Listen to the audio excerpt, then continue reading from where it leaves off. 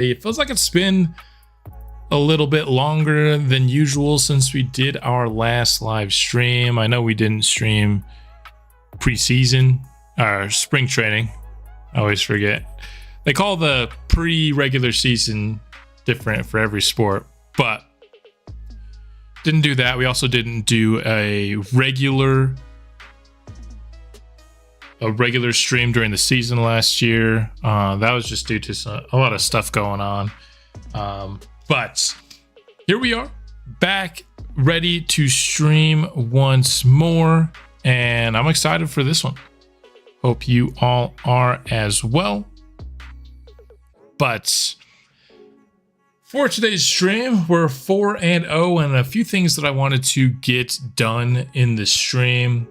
First thing we're going to look at here today is Neil Dorsey's first start of the season. He's yet to pitch, and when we looked at him last year, it wasn't exactly smooth. We'll just say that. There were definitely some hiccups when we watched him last season, but hoping those can be smoothed out today and just this season, because you got to imagine he's the favorite for Rookie of the Year. But we'll have to see. He has to actually play. He's had a really good start to the year at the plate, which is, of course, no surprise. Speaking of Neil Dorsey, let me quickly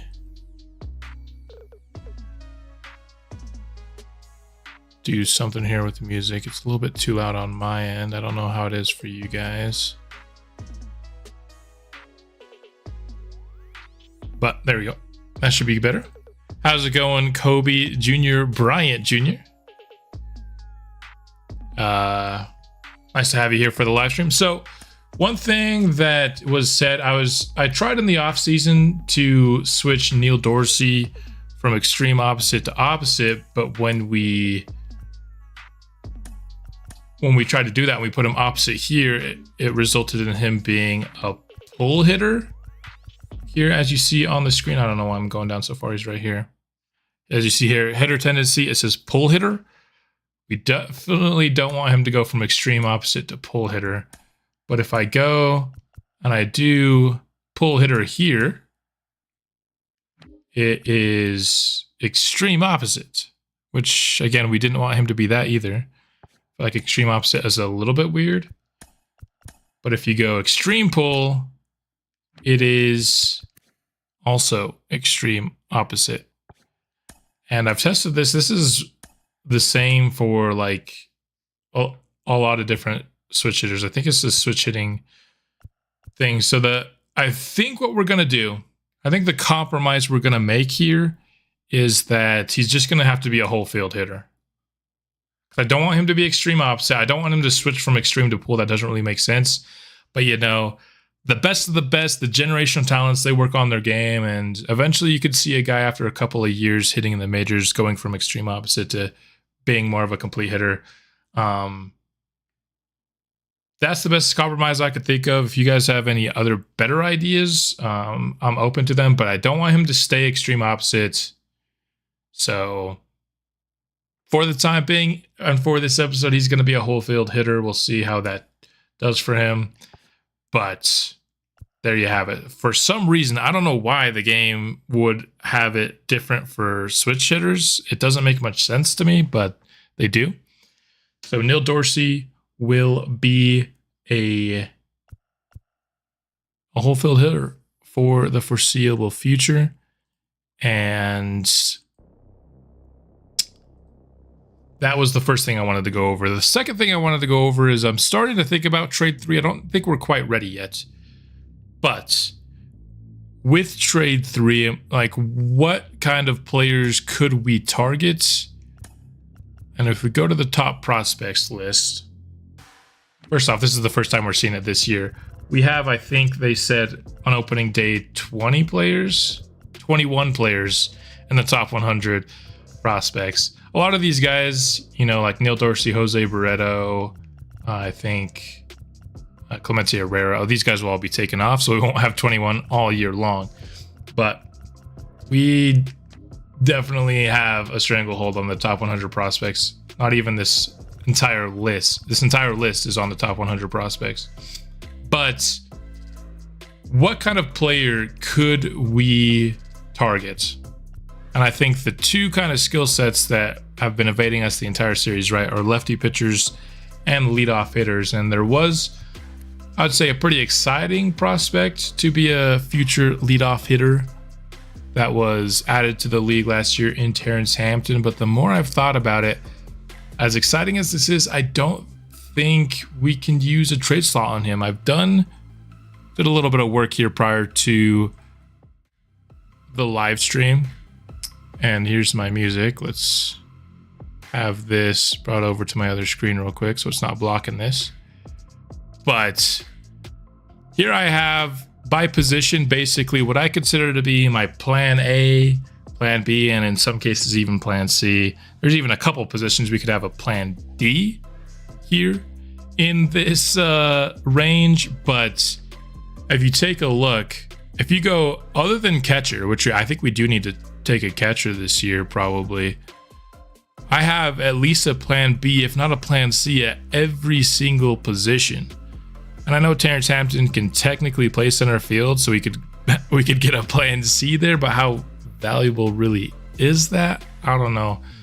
And so I think at this point, trade 3 is probably going to be used on a lefty pitcher rather than any sort of hitter. We just have insane depth in our hitting. So with that being said, who are the best lefty prospects available? If you go by position, the best lefty prospect is Gordon Pringle, based on how MLB ranks him. I think he's definitely in the running for the best lefty prospect. I do think there are a couple people that are close to him. Really like that he's got high pitcher clutch. The unfortunate thing with Gordon Pringle is that his home runs per 9 is pretty low, which of course we don't love low home runs per 9 here in Colorado, but really good upside. Really wanted him in the draft that he came out. He just got sniped by the Dodgers. Another fun wrinkle for trading for him eventually would be another in-division trade. And after that, the next guy who's a lefty is Will Willard, which great name, of course, but at just 60 overall, I think he's a little bit too far away for us to really consider trading.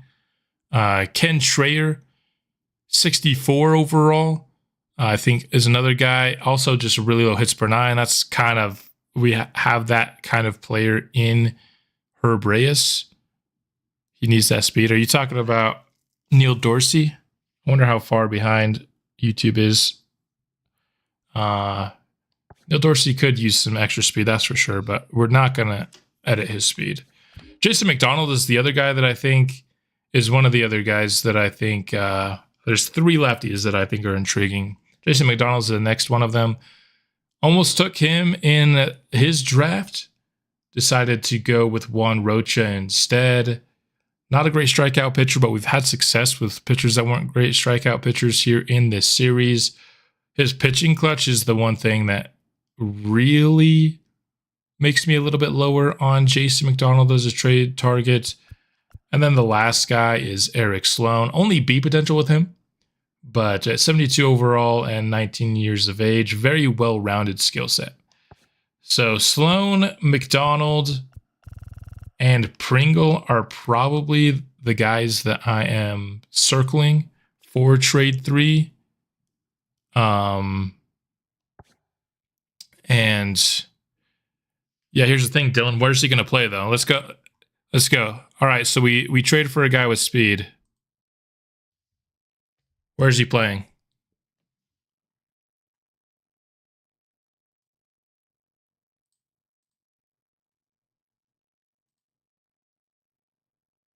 Where's he playing? That's the question, which is why I think we're going to end up using it on a pitcher, because we only have one trade left, right? So we want to I want to make sure that it's going to be somebody that is going to be guaranteed to play. Where I think if we take a really good lefty pitcher, he's going to be guaranteed to play. Look at this. I want you to look at this. Devin Smeltzer, He's 33 years old, is the only lefty in our starting pitching rotation. Also, take a look at our bullpen. Not one single lefty is in our bullpen. That needs to change. Even if you go down to AAA, you have Nick Bush. He's a lefty. He's a starting pitcher with D potential. You have Eli Lingos, D potential. And Herb Reyes, who we already know about. Second DH or outfield. Our outfield is... Who's he replacing in the outfield? Who's he replacing in the outfield? Am I sold on Kyle Brown? No, but behind him we already have Benji Avalos too. And we already have Raymond Park too. So we really need lefties. Reagan Todd, the other lefty. D potential. D potential. So ultimately, would I like to get a leadoff hitter? Yes, I would. I think if we're going to get one in this series, it's going to have to come through the draft, though. I'm not using my last trade on a position player when we are so chock full of position players that there's just no real guarantee that he's going to play. You know, when I saw Terrence Hampton, I thought for sure he was going to be trade 3.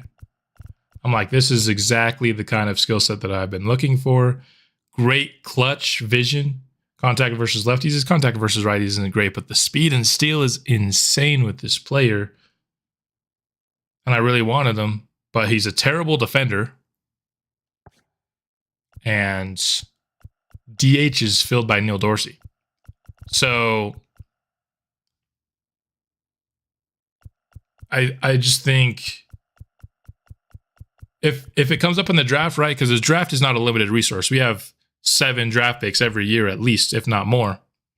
But with the trade where we only have 1 left, it's very important that I think we get somebody that's crucial to the franchise. So I think, if I'm being honest, it's really between Gordon Pringle and Eric Sloan for me. I just think the weaknesses of Jason McDonald are a little bit too weak. But Eric Sloan, very well rounded here. Not as high of an upside, though. Yeah, Hampton can't field at all, but he would be such a great leadoff hitter. So it pains me to say, I mean, this is just a product of my own rules, right? If I didn't only have 1 trade left to make, I'd probably trade for both of them. I'd trade for Hampton, and I'd trade for Gordon Pringle or Eric Sloan. Yeah, I know Paul doesn't like. He was not a fan that I almost drafted Jason Lindsay, who. That's the one player, man.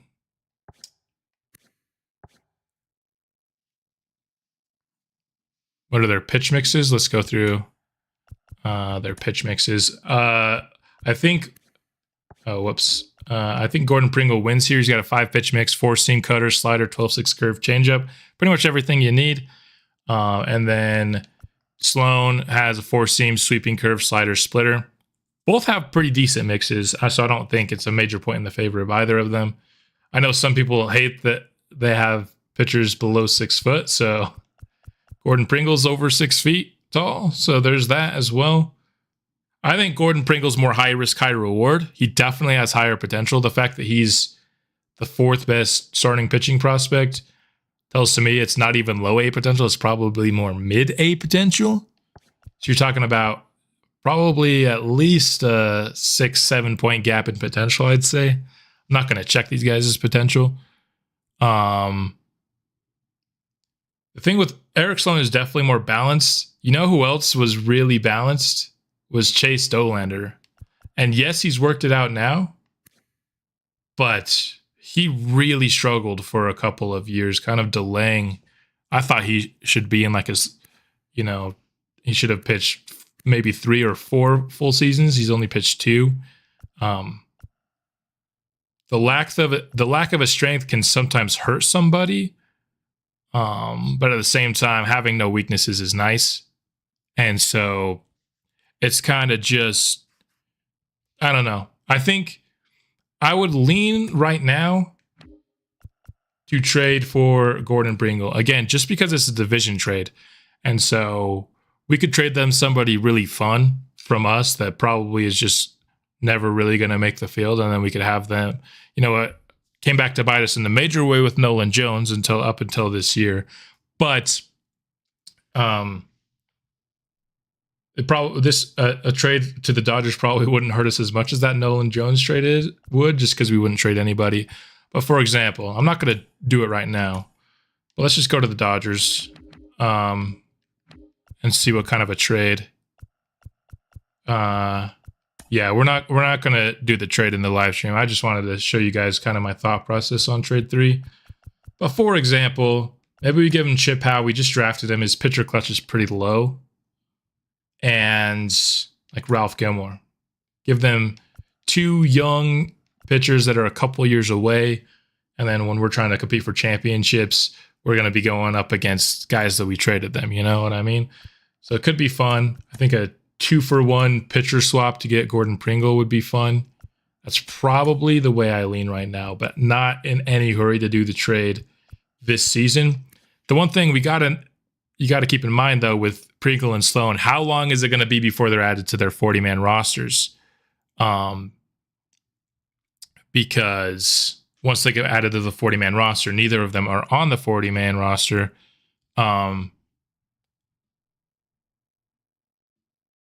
I just lost my train of thought. Yeah, once they're on the 40-man roster, they're no longer eligible to be traded for. So at 70 overall and 72 for Sloan, we can probably wait out this year and not trade for them, but that's also a little bit risky. It might need to be a trade deadline this year kind of move to get one of these 2 players. But looking at the Dodgers, they have plenty of good options that I don't think they'll be calling Pringle up this year.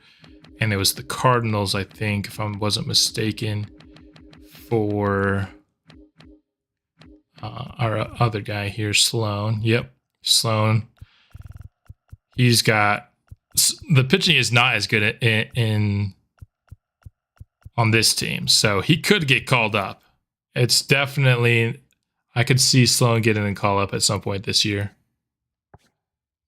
But there you go. Just wanted to give you an update on kind of where I'm thinking trade-wise and where, as much as I want a leadoff guy, I think we're just going to have to draft it. I'm still not going to give up on us getting that high-speed contact guy. That's going to have to come probably through the draft at this point in the series. So, with all of that being said, Sloan is a year younger. That is true. I think we're ready to hop into the gameplay here. Starting with a Neil Dorsey start against the Chicago Cubs. So let's hop into it. Rockies have yet to lose a game this season. Probably just jinked him here, but look at these averages on our lineup, guys. Other than Logan Cerny, no one is hitting below 300 to start the year on this team. We absolutely killed the Cardinals on offense in this last series, and I'm excited. I'm excited for what this offense is showing here. Obviously not going to keep up that level of production, but it's a really encouraging start for an offense that I think for the most part, a lot of players maybe slightly underperformed last year.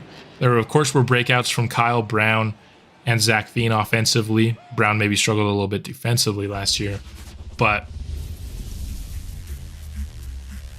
other than that, a lot of players like Ethan Salas didn't play as well as I had hoped. Rafael Murillo didn't play as well as I hoped. Sterling Thompson didn't play as well as I hoped. Dorsey MVP Cy Young All-Star season. I certainly think he can make an All-Star this year, for sure. I don't know if his pitching will be good enough to win MVP. I still think he might have a rough year of pitching if I were to predict, but I honestly think there's a good chance he's the best batter by the end of this year just because he's better against righties than Rafael Murillo is, whereas Murillo against lefties, he's absolute insanity, but against righties, he's not as good. We'll be going against Ethan Small, who is an 80 overall player that has been drafted in this franchise. One of the fun draftees that is now playing for their organization. We do not have any prospect promotion incentive picks this year, unfortunately, Dylan. This is the first year in a while that we don't. So we didn't really have a standout rookie class. The guys that I was hoping would have their rookie years last year, Jose Beretto and Clemente Herrera, neither of them really earned the job in spring training. And that was really our only chance to get extra picks last year. So for the last couple of drafts, we've been really enjoying the benefits of those extra first and second round picks. It's made the drafts really loaded with talent, but we just don't have that this year, unfortunately. But we should definitely have some for the next draft. If we don't win Rookie of the Year, at least with this rookie class that we have with Beretto, Herrera, and Dorsey, I'd be pretty shocked, honestly. Kyle Brown, leadoff single here to kick off the game. Wearing our gray uniforms. Very rarely have we watched a game in these uniforms. I typically, on the road, go for our purple uniforms. I just like them a little bit better. But this time I let the CPU decide our uniforms, and here we are.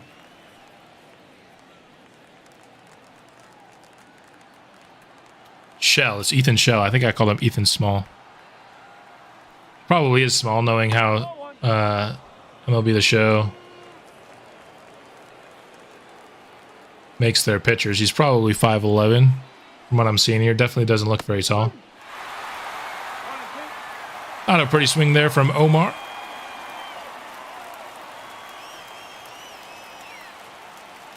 Definitely not a guy that I would usually project to be a number 2 hitter in a lineup, but he hit for a really high average last year.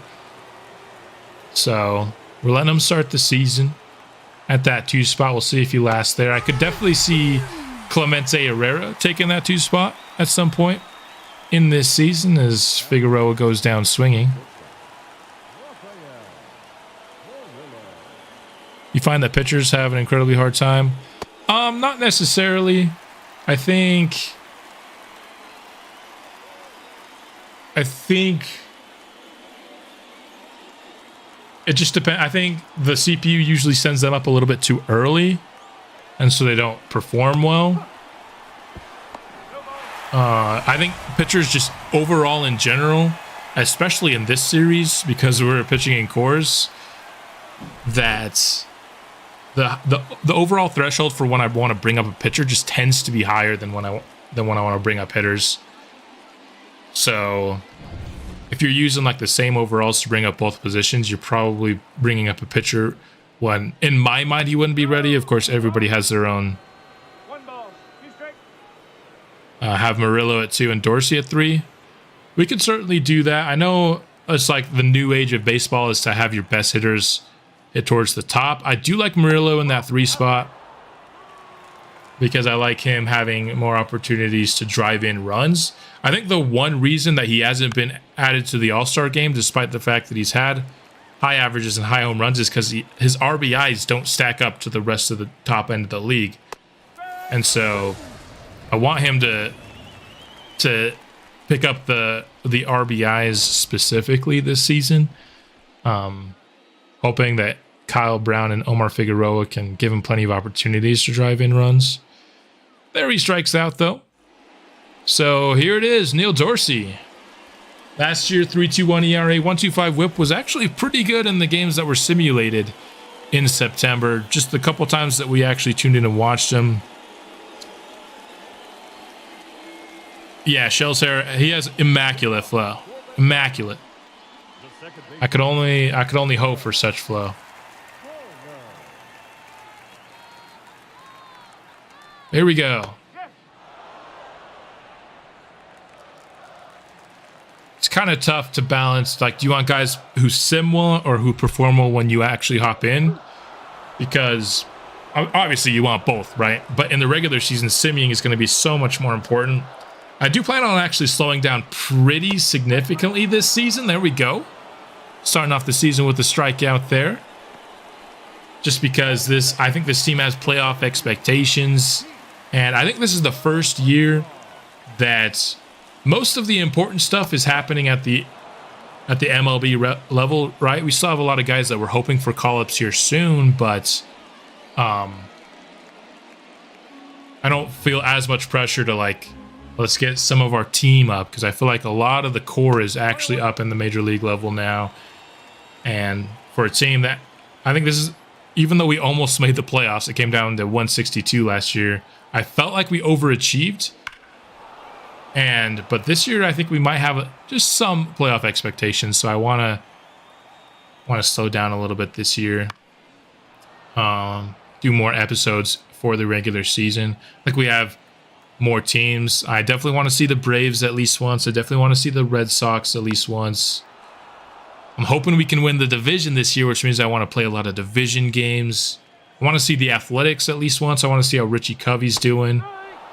And strikeout number 2 for Dorsey. Good start. So there's just a lot more stuff, more than usual, that I want to see at the MLB level, I think, in this season. Also, of course, I want to follow Neil Dorsey's rookie season very closely. I did not watch Rockies versus A's. I'm watching basketball playoffs. Pretty much for any sport, really. If there's... I mean, I watch football above all else all the time. But if I have a chance to watch playoffs in one sport versus regular season in another, I'm... Again, with the exception of football, I'm always going to choose to watch the playoffs. I've been watching a little bit of baseball. Been watching some Braves and some Padres mostly, though.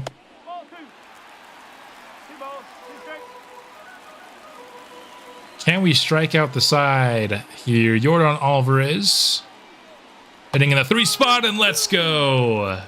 Striking out the side to start the season. Neil Dorsey. Can't imagine a better start than that.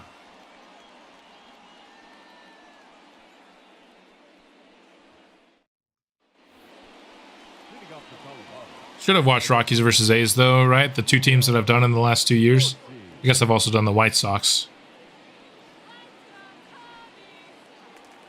I did see it was on, and I was tempted to watch it on a second screen, but I wanted to watch basketball.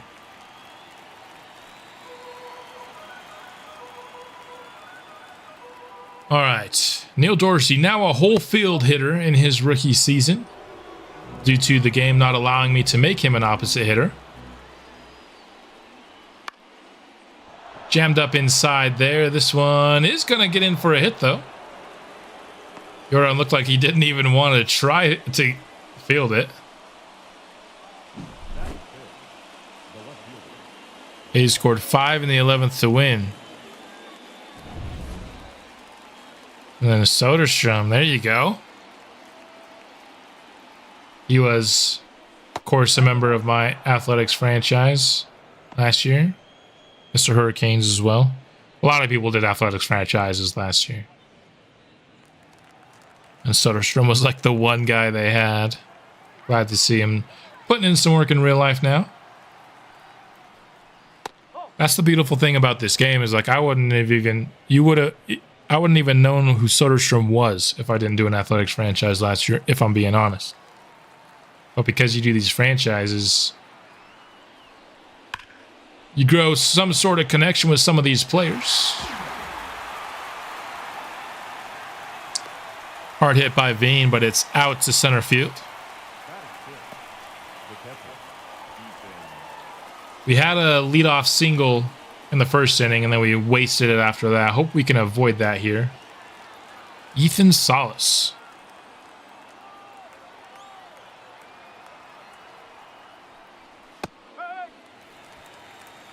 Off to a similar start he had a couple seasons ago when he got injured.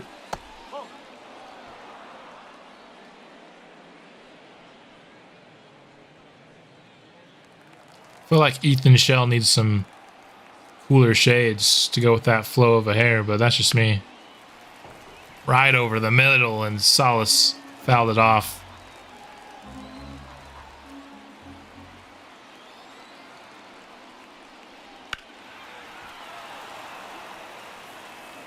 Bill's giving him stuff to hit for sure. I hope Salas can keep up a good offensive season. I'd have to say that so far paying him 15 years hasn't been great. And he's going to ground into a double play here.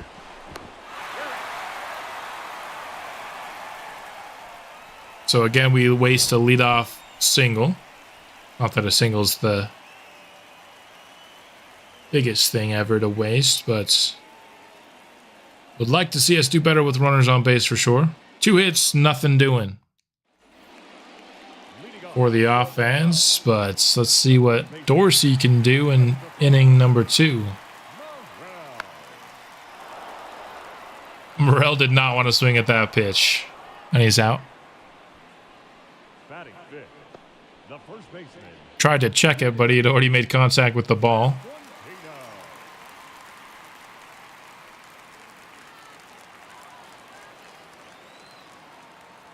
Pascantino not even hitting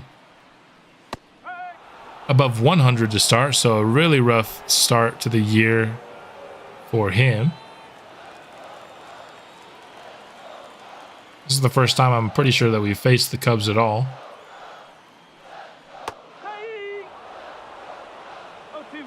Ahead 0-2.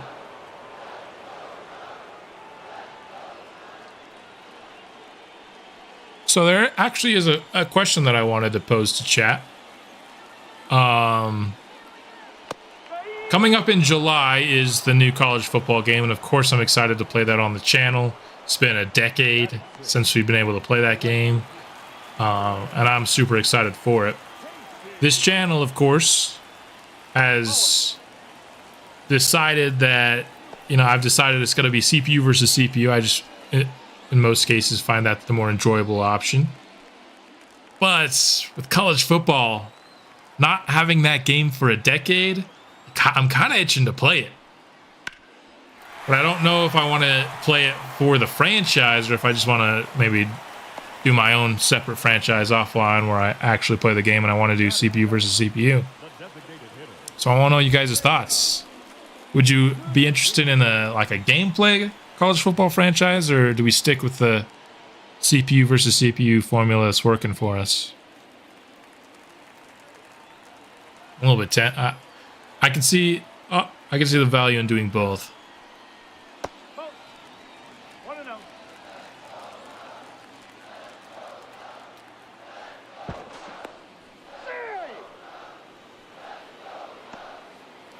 You're going to be doing both?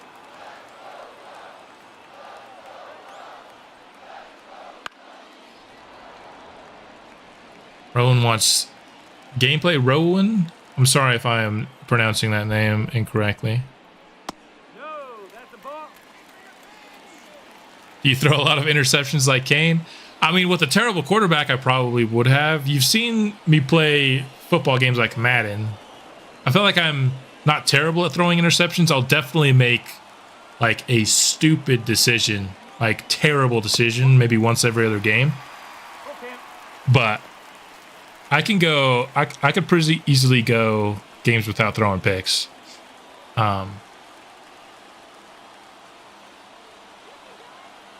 There's good and bad. For example, a Bengals series, when he starts a series in Madden, he has a terrible quarterback that he's throwing picks. It's hilarious. I love the first couple seasons of when Bengal does a new franchise series and he's throwing picks everywhere. Sometimes it can get annoying though if in year 5 your quarterback's still throwing 20 interceptions a year,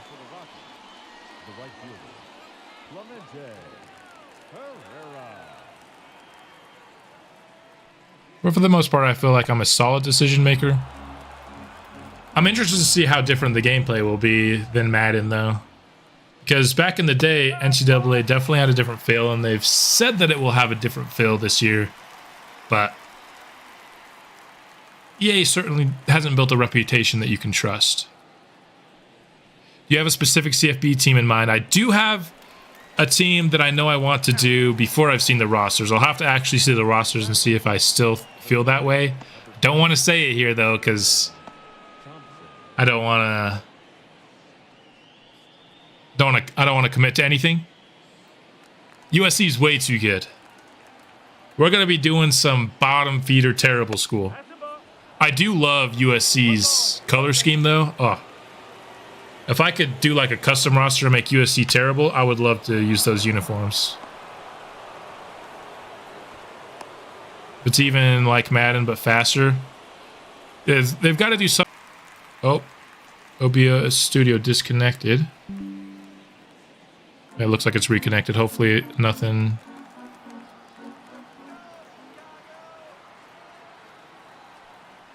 All right, looks like the stream went. My OBS stopped working for like 2 seconds, but we're back up.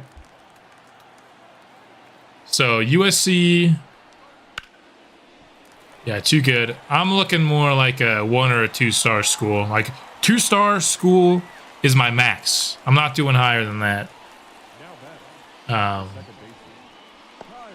even prefer 1-star.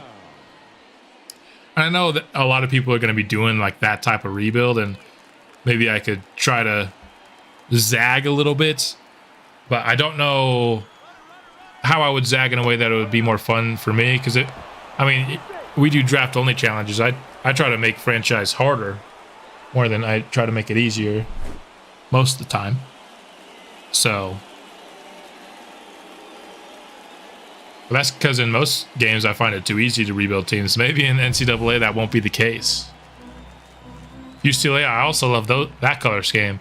I'll have to look at the rosters when they come out. The team I want to do, I'm not going to say the name of the team. It's my alma mater, though. And that's kind of why I think it would be fun to do it. They are not a powerhouse program. They have a couple of pros. Unfortunate there. Gun down at right field. Out of the inning. Still scoreless. 1 hit in every inning for the Rockies, but haven't been able to do anything to build off of it.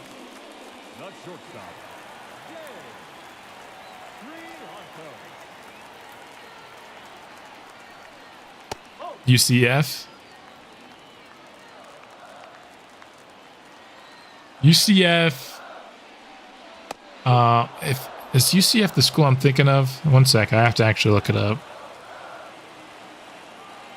UCF.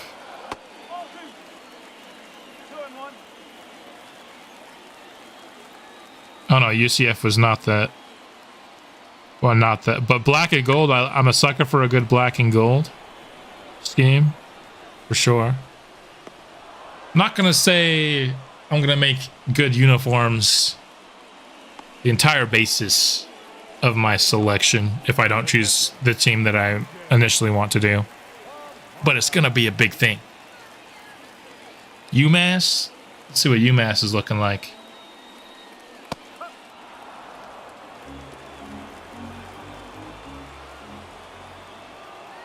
Okay, I see. A bit of red and white. Oh, it's not red. What technically is that color? So I don't want to do like the worst of the worst of the worst, because that's what I feel like that's going to be overused. So I might choose like a 2-star. Colorado Buffaloes. Fire Deion Sanders. I don't know if I want to fire Deion Sanders. I feel like just the entertainment factor alone of having Deion Sanders in a playthrough would be good for the series, just content wise, you know.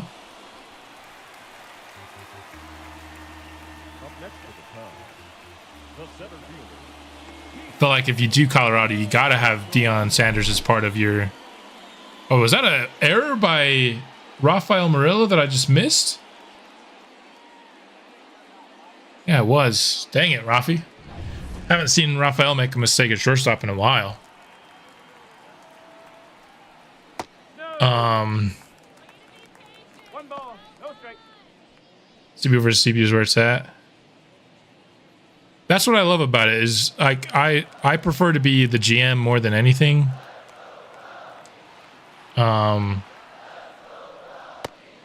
I'm kind of itching to play the game though, but I don't have to do that on the channel, you know. I can do that. I can do some quick plays off the channel to to feed that itch and do that CPU versus CPU style.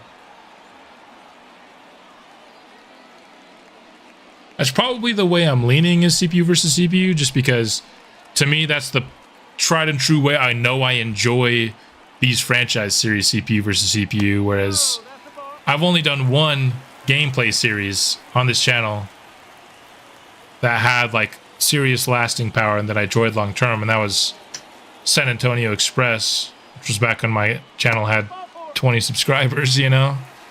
And my voice sounded terrible and I didn't know how to edit videos.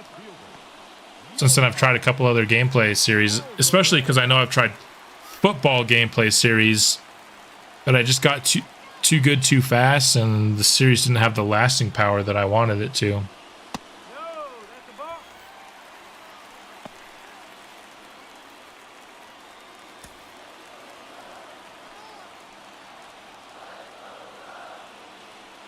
So, looks like there are some split opinions, which is exactly what my mind is like.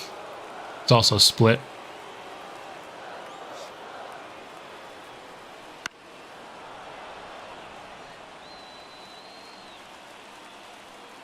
And it'll all depend on how good the CPU versus CPU is, because some games, the CPU versus CPU is terrible.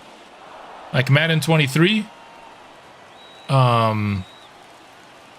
Yeah, Neil Dorsey's pitch count is getting up there this inning all because Murillo. That Murillo error. Which is really unfortunate. Should have been out of here plenty of pitches ago. And speaking of costly, now it's taking a major toll.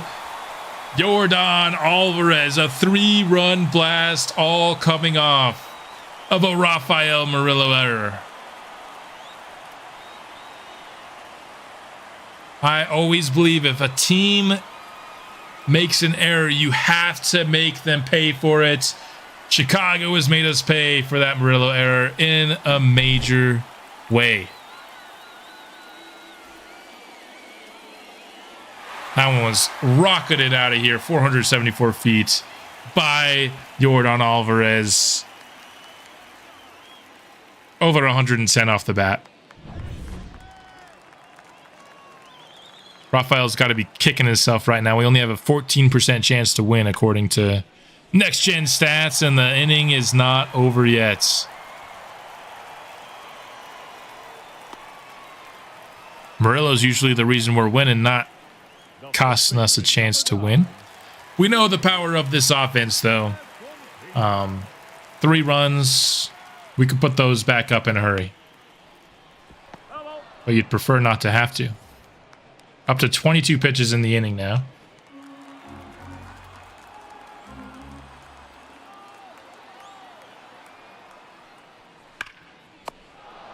And finally out of the inning.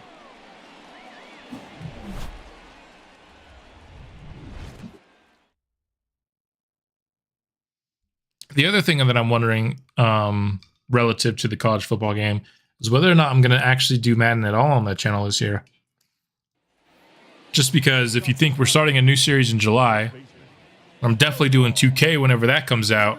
That's just like 3 games that come by kind of close back to back to back. And if I'm definitely doing college football and I'm definitely doing 2K,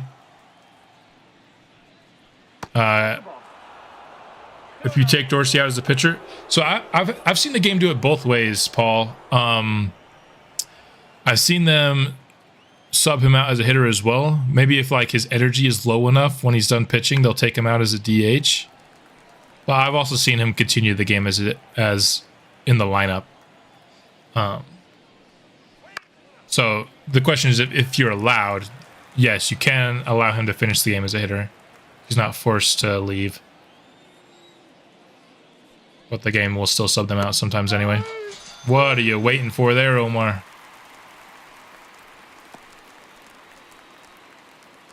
Up next for Colorado. All right, Murillo. Gotta make up for the error.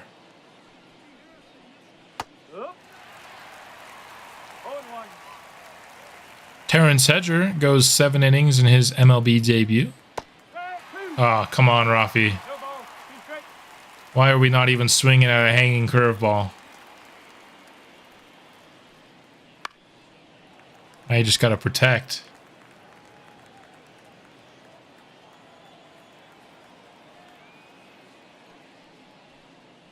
One and two.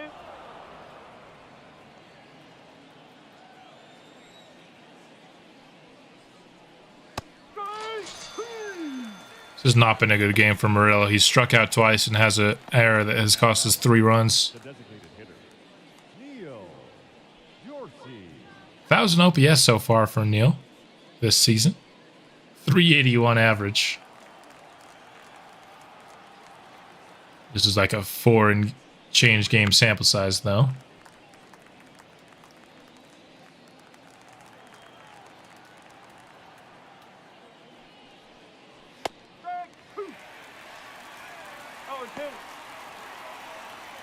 Shell's been tough.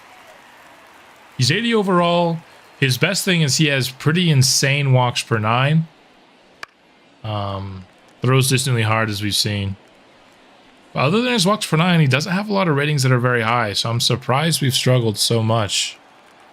I know the high walks per 9 helps you simulate well, but usually doesn't matter as much when we watch, but he's killing us. Haven't been able to. I mean, we have 3 hits, but they've all been just little singles. Leading off for the Cubs, the right fielder, Owen Casey. Oh. One ball, no strikes.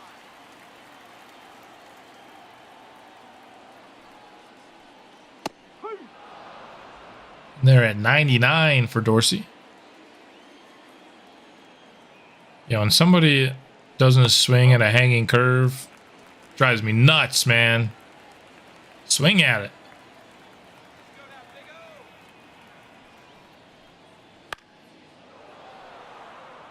We're even getting one thing I wanted to do in the beginning and I forgot to, that we'll do after this game. Somebody made a comment about our staff saying that we should do something that we actually are already doing.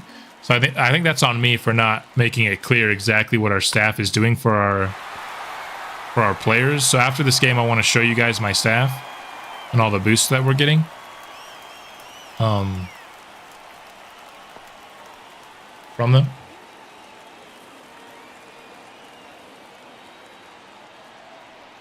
We're also going to get our first look at the draft class in this stream. I'm hoping it's a good one. I'm hoping for a generational prospect, not because we're going to get him. We have the 17th pick in this year's draft, so we definitely won't get him. But just to have another fun prospect in the league, I think would be fun. Not going to go in our division either, which is, we don't have anybody bad enough to get a generational prospect on the team right now. There's just no team bad enough in the division, I mean. This one off the glove of Figueroa. Gonna go for 2. First out is there, but the second not in time. I think if Figueroa had fielded that cleanly, we might have gotten it.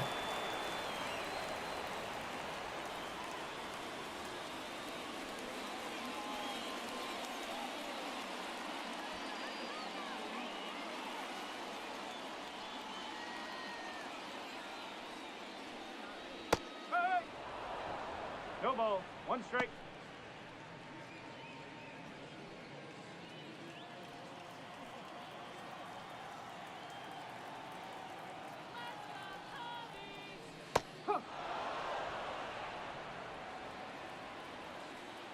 Head of Triantos here, 0-2. 1 on, 1 out, and that should be in for a hit. Extra bases even, might even bring home the 4th run. Yes, it will. Throw not in time, 4-0 Chicago.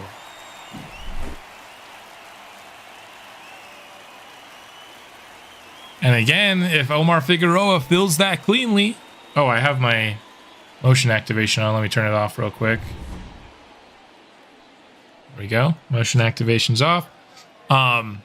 If Figueroa fills that cleanly and we get the extra out there, maybe another run that is kind of allowed by the fielding there. Dorsey being betrayed by the defense behind him so far in this game. Although, of course, when you allow a home run, you allow a home run. There's not much blame on the defense there. Starting to get Colt McCracken and Yohan Blanco going in the bullpen for us.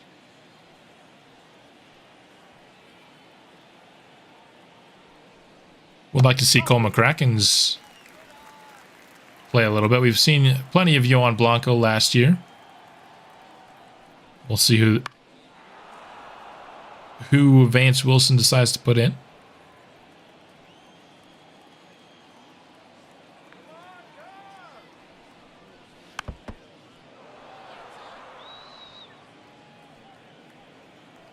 Two-two count here. Neil Dorsey up to 66 pitches. You have to wonder how long he's going to last again. We've yet to see like a full 6-inning start from Dorsey here at the major leagues. Now batting, second baseman, Nico. Don't think we're going to get it here unless he has a dominant fifth and gets a quick out here on Nico. Top of the order back up for the Cubs, though. That's tough.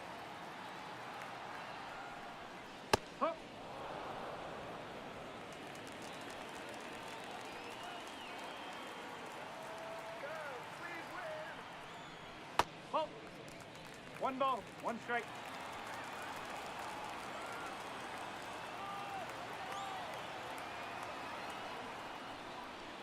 Yo, that's a ball. 2-1.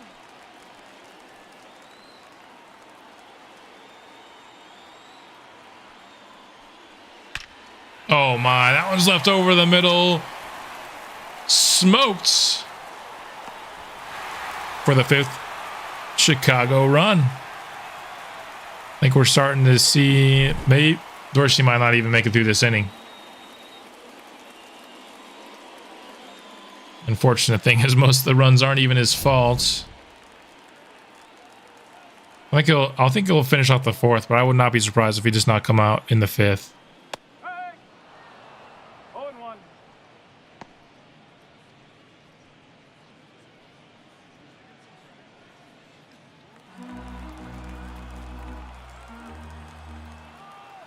I think we might just have to let Dorsey do most of his games in simulation this year. Has not been good when we've hopped in and watched Dorsey pitch. If he does indeed get subbed out, nice play by Zach V. If he does indeed get subbed out, we'll have watched 3 Dorsey starts, none of which he would have made it past the 4th inning.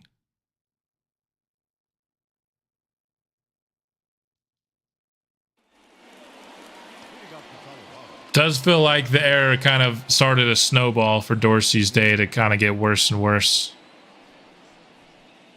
Whoa. 1-0. Gave Chicago some confidence, I guess. I don't know. Or maybe distracted Dorsey. Because he had been playing pretty dang well up to that point here. Be good in sim, but bad in the game. Like, I feel like even though Shell is proving us absolutely the opposite right here, somebody like walks per 9, I feel like help a pitcher in sim, but don't help them as much when you actually play, as we see Shell. Because like, if look at Shell's ratings. How do you do that again? Stats. Let's go to Shell. So he has 92 walks per 9, 64 strikeouts per 9, 55 hits, 52 home runs. That's a player that I feel like most of the time they're going to simul. Although, to be fair, he actually hasn't simmed. So this guy is kind of the counterpoint to my own example, it feels like. But most of the time, I feel like walks per 9 helps the pitcher more in sim than it does in gameplay, where I feel like hits per 9 and pitcher clutch help a lot when you're actually watching the game, CPU versus CPU. Maybe not as influential in sim. Still, of course, going to be influential. But I also feel like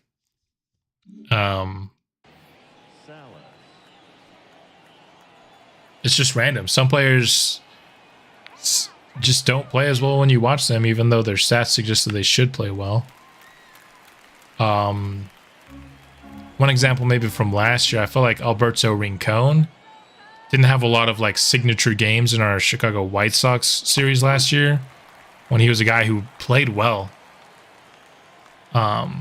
in sim, and I don't know why. He just like almost never hit home runs when we watched. Part of that I think was the sliders. That series was a game that like almost every single game was like 3-1 when we watched. But like Russell Mosqueda would have great games when we watched, but Alberto Rincon, who was kind of our second best player in that series, kind of always left me wanting more, it felt like.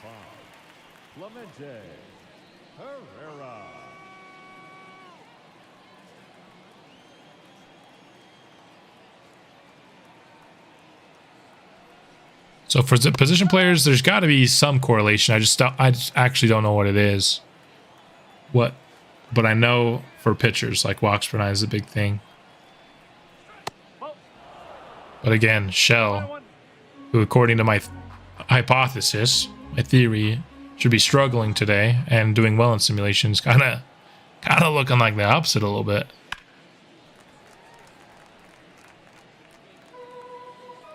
But going back to another player in last series, Torres, I forgot his first name, the pitcher. He had really good walks per nine, simulated pretty well, but he got shelled every single time we watched. Not every single time, but did not perform as well when we watched as he did when he simmed. 7th strikeout for Shell. This team needs a little bit of discipline, man. This guy's got 64 strikeouts per nine. He's running through us.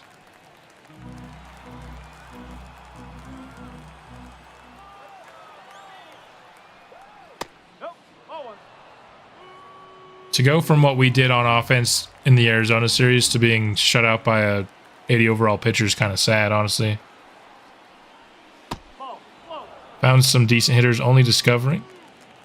Nice. I've watched your first episode, your like opening day stream, but I haven't been able to catch up on the other ones yet. I tried to actually catch you live on Ryan. I missed you by like 30 minutes earlier this week. I just never check Twitch, man.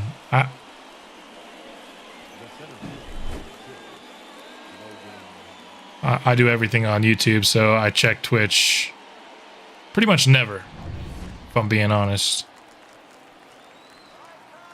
Is it just purely random?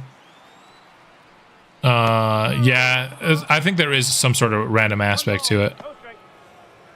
There's got to be.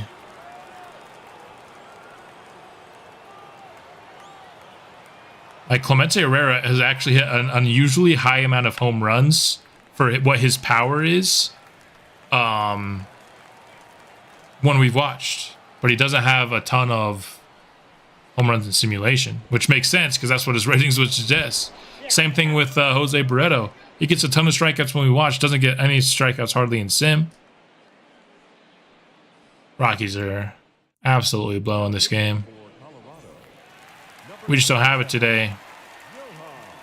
And Neil Dorsey's day is over. 4 innings allowing 5 runs, but we know Murillo's costly error and Omar Figueroa's inability to get an easy double play, what it felt like, is the cause for a lot of those runs. The draft next episode. Nice.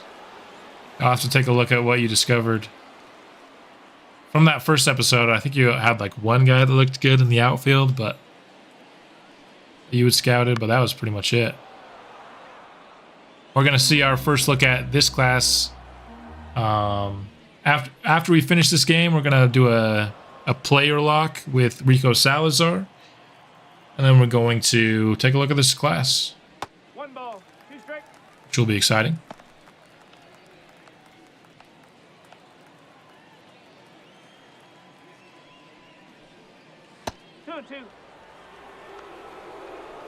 Getting some good Ks. Hey, hopefully that'll raise his K per 9.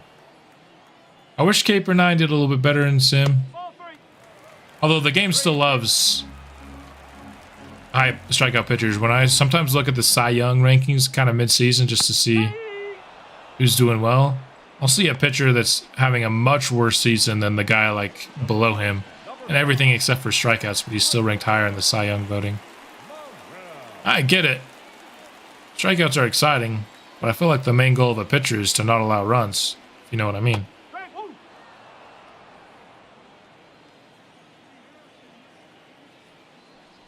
All right, Yoan.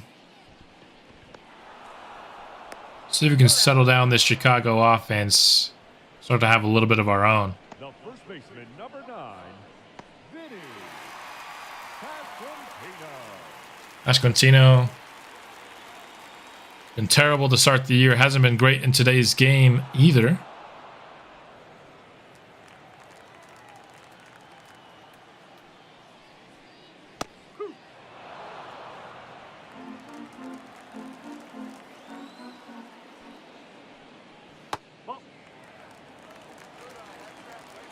Yeah, Paul, you're preaching to the choir here on quirks. I think they did a terrible job with quirks over the last 2 games. 3 games ago, which was the first MLB The Show I played, you could like obtain a quirk. Like if you got your player to get a fielding over 90, he would get a quirk. And this, that, and the other. But in this game, you just get the quirks that you get, and the drafted players get absolute jack crap for quirks, man. It's really annoying, and I think they did a poor job. Like, they should treat it like superstar abilities in Madden, and I hate to say somebody should do something like Madden, or badges like 2K, where you can earn them over time. Train them. Like, if I had... like, in 2K, we have the mentor system, right, where I train an old guy, because I'm like, I want my young guy to have this badge. You should do that in MLB The Show. If I want to sign, like, maybe a 38-year-old Mike Trout because he has some good quirks to teach Rafael Murillo or something, I should be able to do that, I feel like, in the game. That's something that they absolutely, I think, should be looking to improve, is their quirk system. And I get they want quirks to be... It's kind of... I feel like it's geared towards Diamond Dynasty right now, the quirks, a little bit. So that you know, which card to get that can throw the 103-mile-an-hour fastball or whatever. But I don't know, like the badges, the superstar abilities, the quirks, that all makes players more interesting and have more personality, I feel like. And MLB The Show just missed in a major way with it. More weird sim stats. It's hitting some homers. That's always good. You can get some pretty big power boosts in the season if somebody has terrible power. Hopefully Scott gets a big boost. Overall in the draft for hitters. So more hitters is always going to be... And what they need to do is stop ranking closers at the top of these drafts. The only reason the teams are taking the closers, all these closers in the top 40 of the drafts, is because the show keeps ranking them at the top of the class. I get, some good MLB closers should be there, but have like the guys that you ranked at 2 because they're really good, have them ranked at like 16 and maybe they won't get drafted so high.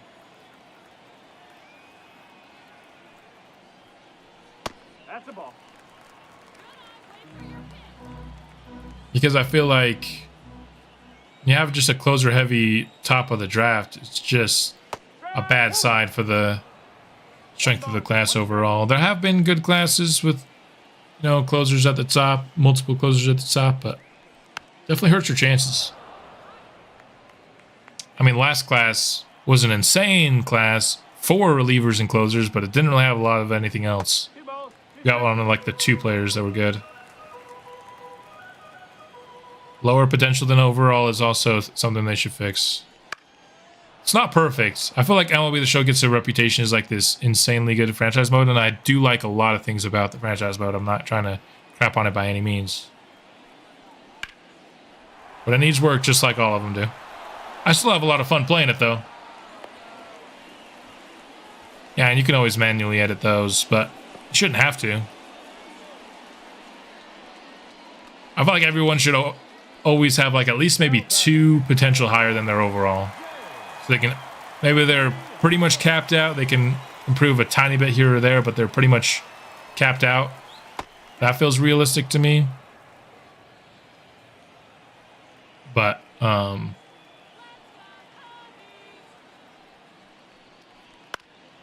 that's the thing I feel like with most franchise modes for me. Like, there's not a franchise mode where I just open it up out of the box and it's already, all the fun is there for me to have. I feel like I need to do a lot on my own. Nice play by Figueroa. I need to do some stuff. You need to do some stuff manually on your own to make the experience better, which is fine. You can do that. Be nice to not have to do that, though. Which is why I've basically just become a draft-only main. Because that's what makes franchise hard enough to be fun for me, for the most part. Miguel Amaya is going to drive home the 6th Chicago run.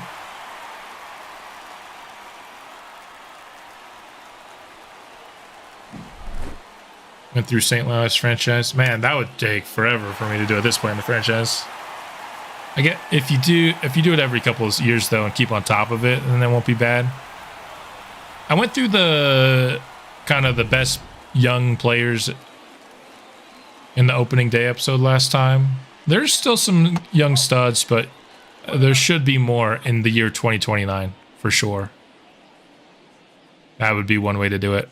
Again, it's just a lot of manually taking control of stuff yourself, which I've done, especially like when my division rival, like I know I've done it a few times with the Giants where they drafted somebody who came in with a high overall, but were already regressing. I just put their overall to like 79 or something. I mean, their potential to 79. That one's blasted by Erner. All right, guys, we're done watching this game. And we're down 8-0. Chicago Cubs absolutely ripped us a new one. 4-0 entering this game and played like we were 0-4. See if Ethan Shell goes an entire full game shutout against us. There we go, Kyle Brown. And Figueroa actually put some runs on the board for us at least. Are we actually doing something here? What the heck? We're actually doing something here? Rafael Murillo, 2 down, bases juice. He could tie the game. I'm out here giving up because up to that point we had shown literally nothing. Well, Murillo could tie this game up. But if he goes out, that was a very generous call there. Then the game's over. See one more at bat here. Best player has not played well today. Did get a hit. Later on has struck out twice, had a very costly error. Well, it could all be forgiven with this at-bat right here. We've seen Murillo come up big for us in the past. Our only chance to stay undefeated here. That was the pitch you gotta crush. Oh, man. You had a pitch to crush, that previous pitch. That's the one you gotta time up, man. Chicago gave him a chance.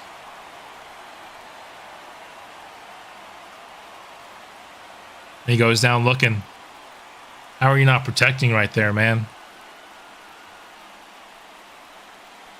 Well, that's the first loss of the season. So 162-0 is off the table for us.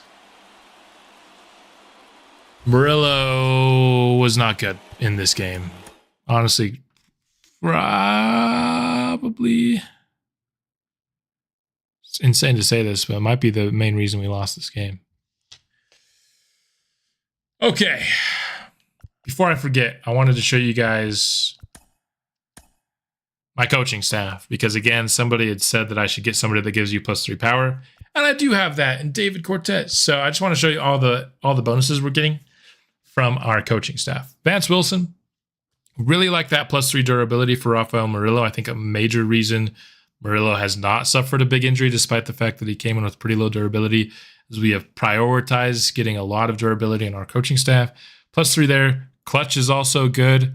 Apart from Kyle Brown, we don't have a lot of players with high clutch, so getting a +3 boost there for our hitters, very nice.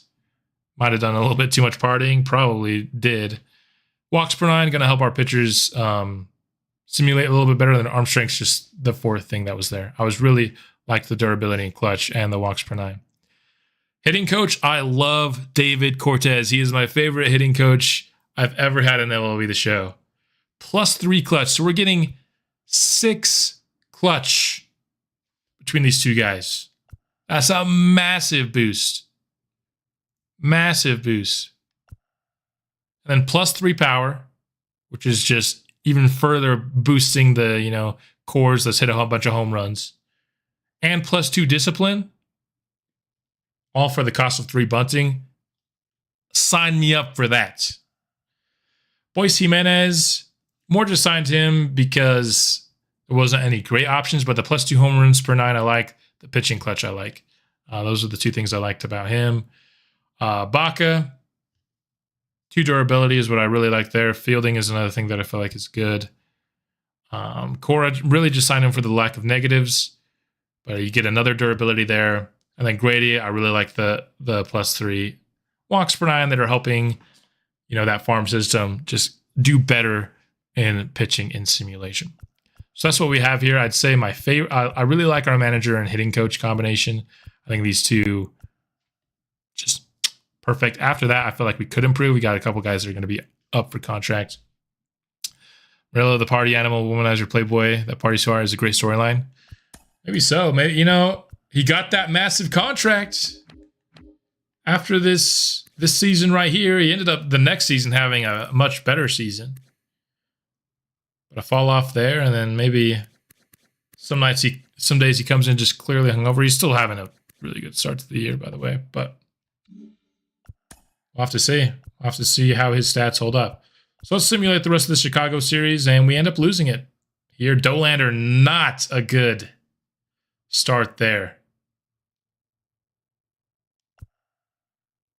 Kopech picks up the win there to go to 2-0.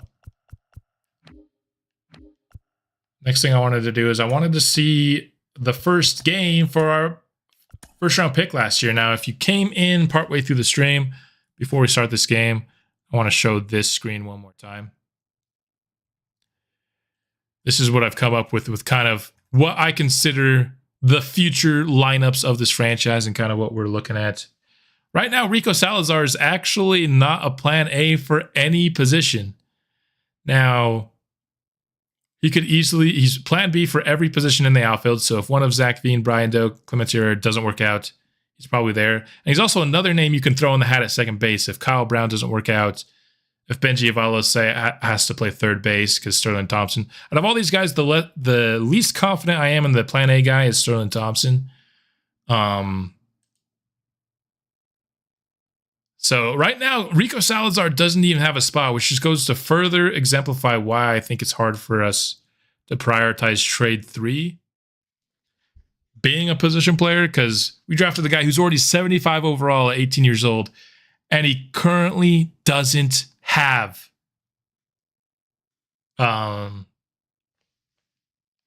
like a guaranteed spot on the roster. That's how good our position players are. Did I pre-order NCAA yet? No, I know I'm going to play it. I actually talked about it quite a bit earlier on in the stream. Like the entire first inning of the game we just played, I was talking about NCAA. The reason I haven't pre-ordered it yet, because I don't know if I want to pre-order the bundle with Madden. And the reason because if I'm going to play Madden on the channel, I'm going to pre-order the bundle with Madden, but I'm not sure I'm going to play Madden on the channel this year, just because of the timing of these game releases. If I play Madden, then I'll at some point be having to run 3 series at the same time, which does not sound fun. Yeah, someone's going to fall off. Rico will have a spot. Whether it's a second, whether it's in the outfield, Rico's going to play somewhere. I'm still confident in it. I'm just going to show that we kind of got some insane depth at certain spots. I think there are other spots that we need more depth, but especially in the outfield, that's crowded. And when we drafted Rico Salazar, he was my plan A at left field, but then Zach Veen had to go out and have an awesome season. So I would feel bad if Zach Veen wasn't my plan A at left field right now. But here you have it. He's sitting in the 4 spot. Must be going against a lefty here. I think he hits in the 4 spot against lefties and in the 3 spot against righties for us. Yep, facing the lefty.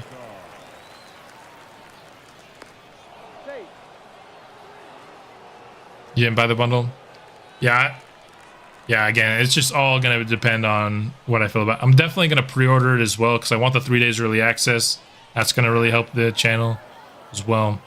I'm just trying to decide if I'm going to bundle it with Madden.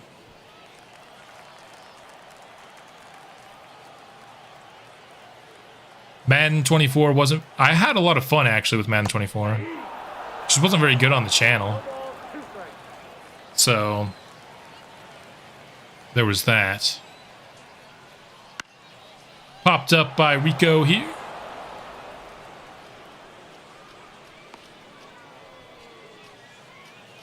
We're going to try to... oh, I thought we were going to try to tag that for a second. I was like, that thing's barely in the outfield. That was a terrible throw from second, though. That thing was arcing high. He might have actually made it.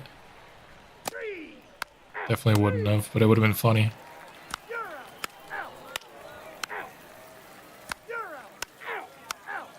So far, a low-scoring game between Portland and Hartford here. Hey, Carlos Cortez with a homer from the leadoff spot. For a guy who's only C potential, I like Carlos Cortez a lot. Yeah, Madden franchise, it's just too easy, even on draft only. Although I have not tried draft only CPU versus CPU, and I want to try that. So that part of it makes me want Madden. But I do not want to have 3 series going on at the same time. So I have to find a way to balance that. Rico Salazar! A 2-run blast for his first professional hits. Shrugging off the shoulders, okay. Got a little bit of swagger here. Let's go. After watching just absolutely no offense for 6 innings or whatever it was that we watched of that Chicago game, glad to see Rico liven up the stream a bit.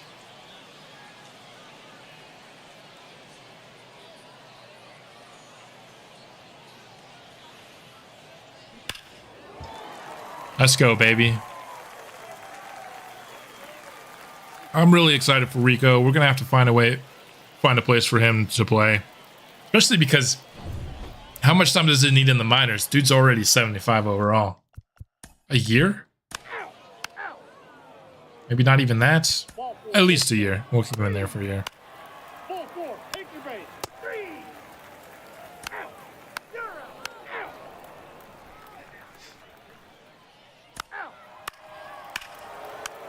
2-run blast. It's Portland back on top. Salazar's back up. I love that home run animations. They're great. I always I just put one in that's random because most of them just have none, and I'm like, that's annoying. So I just go put a random one in for everybody. And I don't look at it because I kind of want to be surprised the first time they hit a home run. Like the first time Clemente Herrera hit a home run, that was hilarious. I had no idea what his home run animation was going to be, and it was so funny. All right, Rico. I like his stance too. I did not edit his stance. I wonder what that stance is. I always go in and I look at their stance, and if it's like over the top, just terrible, then I'll change it. Or if it's like super generic, I'll change it sometimes. But if I have it, like same for their looks, like if their gear looks good, I didn't have to change Rico Salazar's gear. His gear looked pretty good. I think I had to change his shoes though. So he was wearing some like oldies shoes. But I also had to change his face because he looked exactly like Jose Beretto when we drafted him. So I changed his face, gave him some dreads. We didn't have anybody with with dreads on the position players. We have Jose Beretto, of course. Gave him some dreads. Even though he's from Mexico, I don't know if dreads super fit Mexico. I just wanted somebody with dreads.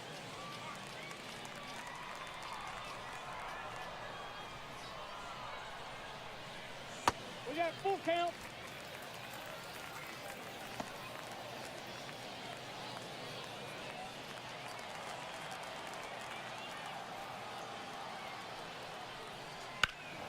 Here we go. This one looks to be lifted up maybe a little bit too much. Oh, no warning track.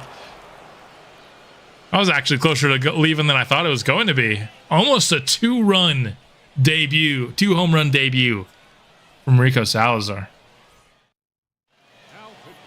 I think it's not even over yet. Just going to get another at-bat.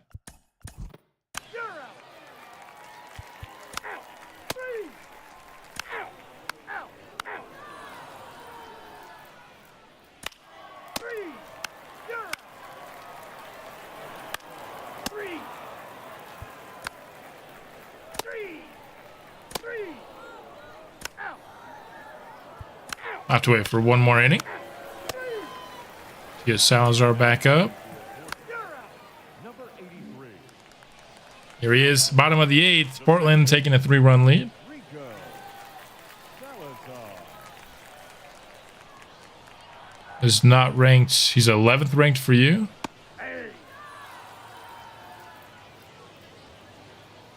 78 to 90. So if he's 11th ranked by you, he's got to be coming in on the higher end of those ratings, I'd think. Because if he's on the lower end of those rankings, there's no way your scouts would think he's the 11th best player on the class. I would think. Probably mid-B potential there. Low 60s overall, somewhere around there. That'd be a good pick. Discovery is very fun. When I get a class that doesn't have anybody that's good in Discovery, I always feel a little sad. For the most part, we've actually had really good luck in Discovery in this series, though. We've had a couple of dud classes. But Clemente Herrera is the latest one that we got an absolute stud in Discovery. Wasn't Chip Howe 70-01 overall starting pitcher? I think he was Discovery from last year's draft.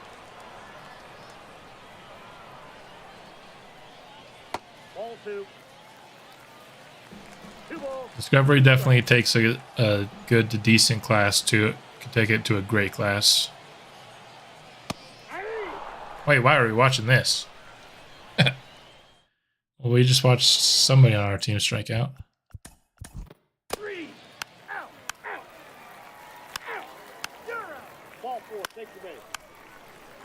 And there's the end of the game, but a home run from Rico Salazar in his first professional game.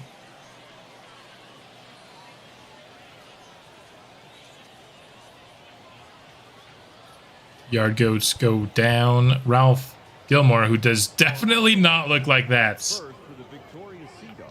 Ralph Gilmore is white as snow, and that guy is not. He was number 1 on the notable players for our AA team, though. So I'm going to simulate through this game because I want to see the draft. Let's take a look at the draft. First look here. Who we've got atop the board. We have a 20-year-old shortstop. Number 1 on the board. Glad it's not a closer. Finally. We get a position player. We do get one closer at number 2, though, which is annoying. He is a lefty. And as I talked about in the beginning of this class, at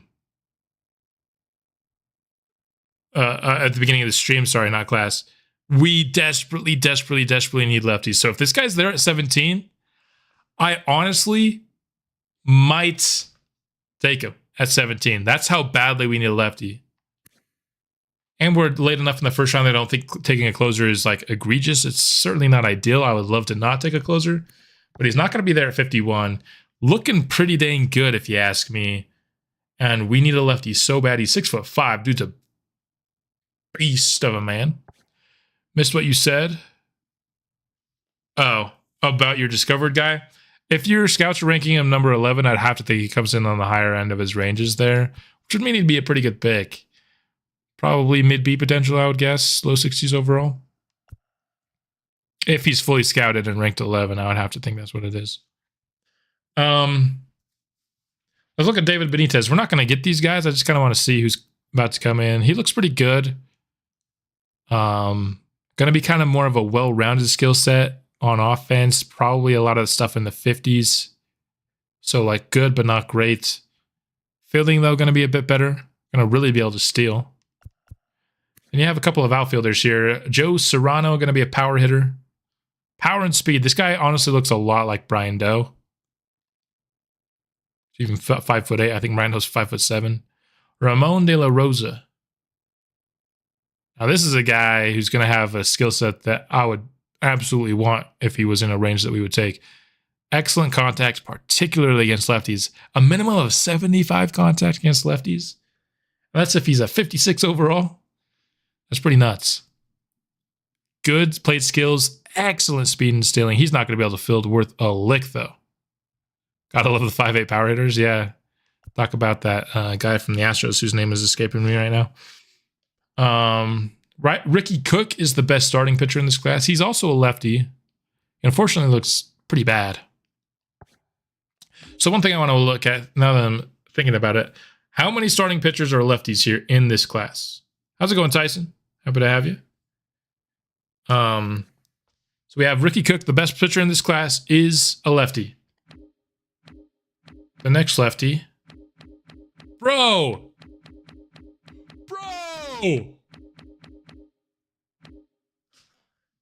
There's not another lefty until MLB rank 93. Why is this series being such a pain in my ass with stupid lefties, man? Oh my gosh. This guy looks like he's terrible too. Although I like his flow and beard combination. My good night. And then there's this guy. This guy, I honestly might take him even though he's already maxed out, just because we can have a lefty that could be like a long reliever or something. Everything. I actually just mentioned, I've been mentioning that a little bit here. If I do Madden, I might not do Madden this year at all. That's what I've been kind of talking about. I do want to do a CPU versus CPU draft only. That's going to be the franchise that I do if I do Madden this year. And the only reason I wouldn't do Madden, it's not because I don't want to. It's because college football comes out a month earlier. 2K comes out like 2 months later.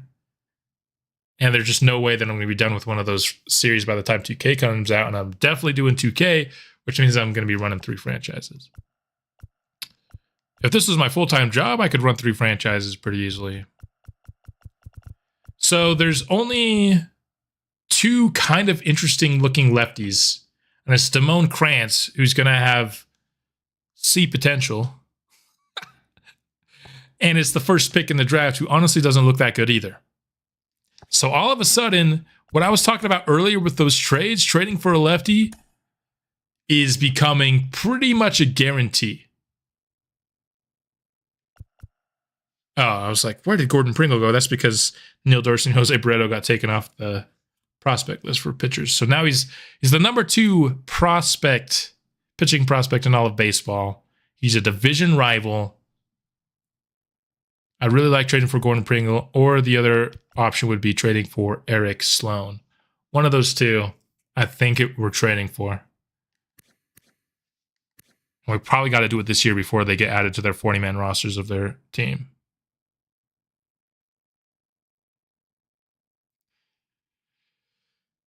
Yeah, for NCAA, there is a chance that I do a make it team. That's not really my strength, though, is like coming up with my own like color scheme and logo. I can always pull from, like I did with the Nashville Sound in 2K. I just pulled from the community thing. Kind of want to do, part of me wants to do like a real college, though, just because you get like the real traditions that come with the college. And that's one of the big things with NCAA. I'm still undecided on NCAA. There's a team that I want to do, but I'll have to see the roster first. It's my alma mater. See if the roster is bad enough, basically, is what I need to do. I think it will be. But if not, then my options definitely open up. The only thing I know for sure is I'm doing a franchise on NCAA because I'm incredibly excited for that game. Okay, so back to this. So there's no lefties. So we are going to be scouting. We're going to be using a lot of discovery on pitchers. Honestly, because of the state of this franchise, I'm probably not going to discover any outfield this year. I might put... It's just so risky because what if you get some sick outfield player as a discovery? I don't know. But I might not discover any outfield at all this year. So I can do extra discovery of pitchers, get all 4 regions discovery of pitchers. Just because that's how bad we need lefties. Let's take a look at some reliever lefties. There's this guy, Ralph Glover. Hits per 9's too low. Edmund Killian actually looks pretty decent, but his walks per 9 are so bad. He's probably going to sim terribly, but he throws really hard, which is fun. Let's look at closers. So the number 1 guy, this guy, honestly, the more I'm looking at this class, the more likely it is that we draft this guy at 17, honestly. You're in Syracuse or Buffalo. Nice. Those are some good options. Buffalo, I still remember Khalil Mack came out of Buffalo. That's your righty. We've got another decent looking lefty closer here.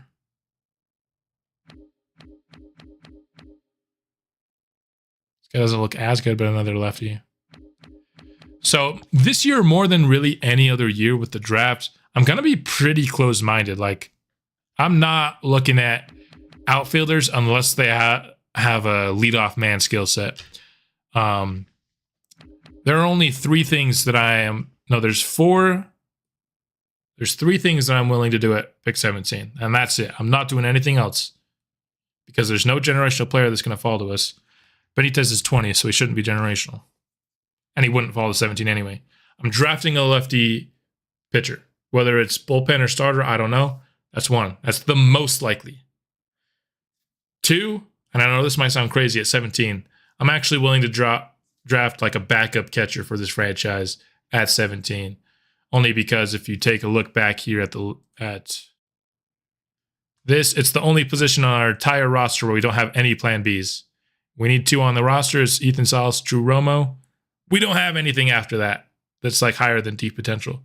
So even though it'd be a guy that is destined to be a backup for the most part, I'd be looking at more like high floor, low ceilings. I'd love to take this at like 51 or 68, honestly. Oh, we do have 1 extra pick in the 3rd round. 92. I thought we didn't have any extra picks in this class. We do have 1 extra 3rd round.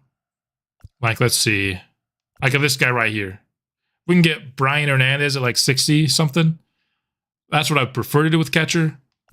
But I'd be willing to take it like if, I don't know, Matt Mateo falls to 17. Super good fielder. That's the kind of catcher that you want to be like a long-term backup. I'm willing to take that, honestly, at 17. And then the 3rd thing is if I do find a leadoff hitter archetype player, I'm definitely willing to take that at 17 as well. We'll have to see what that is. But like, I'm not taking a power hitting 3rd baseman if he looks good. I'm going to be pretty close-minded at this point in the class just because our roster is so chock full of talent at this point. It's like, you don't want to say like you're objectively going to take somebody that's worse. Like DeBrew looks like a good lefty hitter.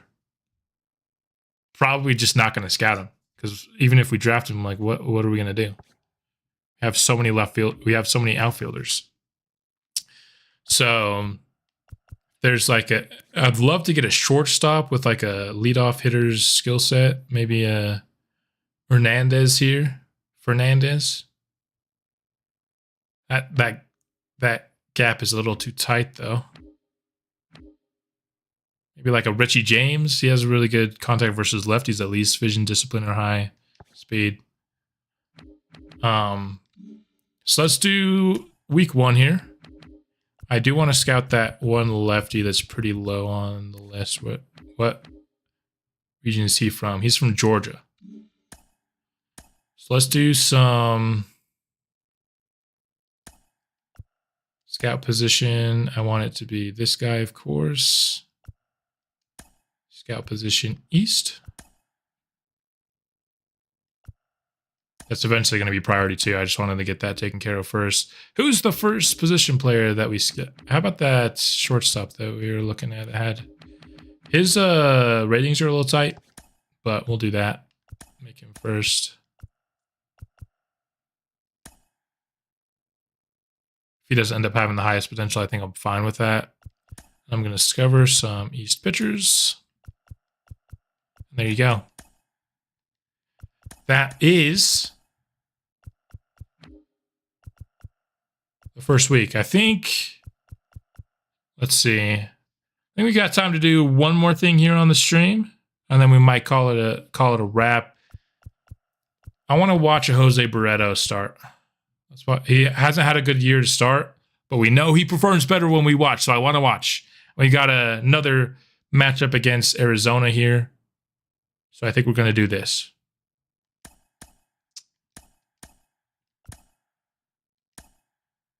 Only going to watch Jose Beretto this time around. And then that will be the last thing. Here's some updated looks. Ethan Salas is on a cold streak, unfortunately. Logan Cerny has sucked. Sterling Thompson's still hitting over 400. Which is wild. We had him at the 2 spot last year. He was hitting like 240. Now he's hitting at the bottom of the order, hitting 400. Rockies are 7-5 after a 4-0 start. So 3-5 in our last 8. But looking to get another win over a division rival today. Jose Beretto, the man that I am counting on to be the future ace of this team. As you saw on the list that I've shown several times throughout the stream, he is the first man on the list of pitchers of Plan A. Need him to be an ace caliber pitcher down the road. Yeah, Thompson doesn't want to be replaced. I thought he was for sure on his last legs here for the team, but he's looking good to start. You got to keep it going for more than 12 games, which he's never shown the ability to do, but hopefully... Hey, too many good players is a good problem to have. I won't complain about it. We can be like the Braves. We have like two good players at every position almost. One thing that was when I started this year, I haven't done a good job of getting like backup major leaguers. In fact, I might need to use the Rule 5 draft next year to get a couple of backups for position players. Like I had to call up a 33-year-old with D potential to come play on the major league squad this year. So that was like the one thing that I've been so busy getting future starters at all these positions, but I haven't been doing as good a job of getting good backups. So we are kind of susceptible to injury unless we just call up somebody in the minor leagues that feels ready, especially in the infield. The outfield, I feel like we're good. We have depth. Like Jordan Beck isn't playing in the outfield for us. Benny Montgomery. Those are our 2 backup outfielders. I feel decent about that. But our backup infield is awful. Madrigal is out. I love these green Colorado unis. It looks so good. Hitting in the 9 spot at hitting 341. Nice. Corbin Carroll's hitting 457 to start the year. 23 game hitting streak dating back to last season. Corbin Carroll. 1-0. Hit a homer against us in the last episode. Brought him up as maybe our new nemesis with Nolan Jones out of the division. Certainly a possibility. He seems to do well in our episodes. He's also just a very good player, so you'd expect him to do well. But even like a Shohei Ohtani, I feel like we've actually done pretty well against Shohei in this series. Mookie Betts, I feel like, hasn't really crushed us much in this series. But Corbin Carroll's gotten some good games against us. And of course, the infamous Nolan Jones. Oh, what a call in favor of Jose Beretto there. Beretto should just hit Carroll. I don't know if you're gonna get a call like that. I know you chatted that before you saw that pitch, but if we're gonna get calls like that, might be in for a good day for Beretto. Our hitters will be going against Patrick Sandoval. We're not gonna watch our hitting though.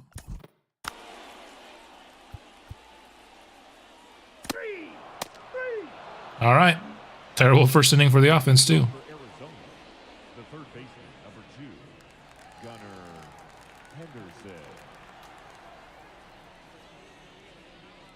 Hey, when all we're watching is the pitching, and we're getting some favorable calls, I'm here for it.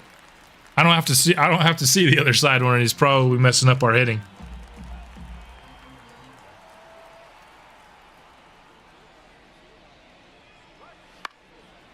I love that every time there's a bad call, everyone just says Angel Hernandez. That's a tough reputation to have as a person. There we go. Gets Henderson swinging. He hasn't been off to the best year for Arizona in his first year with the team. Anthony Santander's hitting 163. That's pretty wild. He's way better than that. We did sweep this Arizona team our first meeting.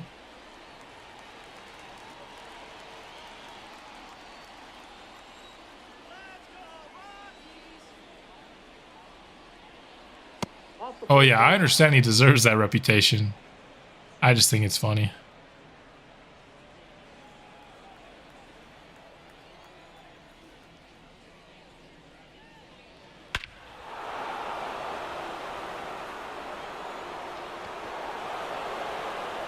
All right.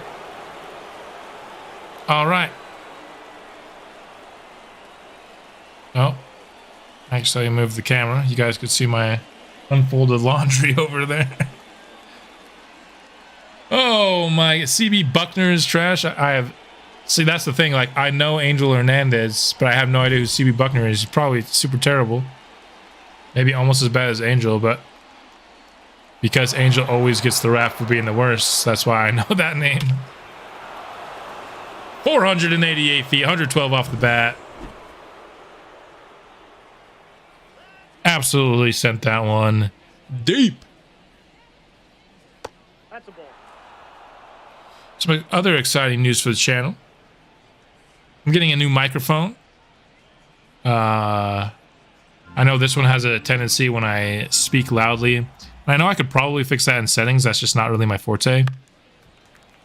Kind of cuts out a little bit. Kind of noise gates me. So I'm getting a new setup for the mic. I'm hoping that will help out. The mic itself will be getting here tomorrow, but it's because it's an XLR mic, you need the interface too. That won't be getting here for a couple of weeks. So it'll be a couple of weeks before I can actually change mics. But That's ball two. I'm hoping that will help improve, like when because you know you get excited when you call a home run, but the videos my voice gets cuts off when I'm calling these home runs, and I'm excited to call, and I don't like that. Hopefully that will change with this new mic that I'm about to get.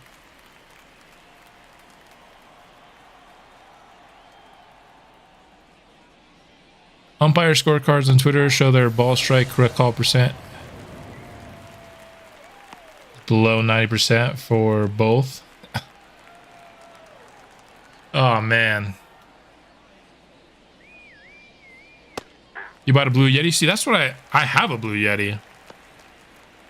And when I read some, I got some reviews, and they said they're hit and miss. So you might just have got a good one, and I might not have got a very good one.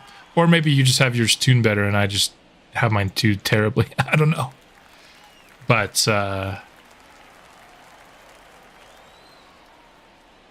going with the Shure SM7B, which is what everybody has. Seems like everybody who wants to spend actual money on, like, big money on a microphone.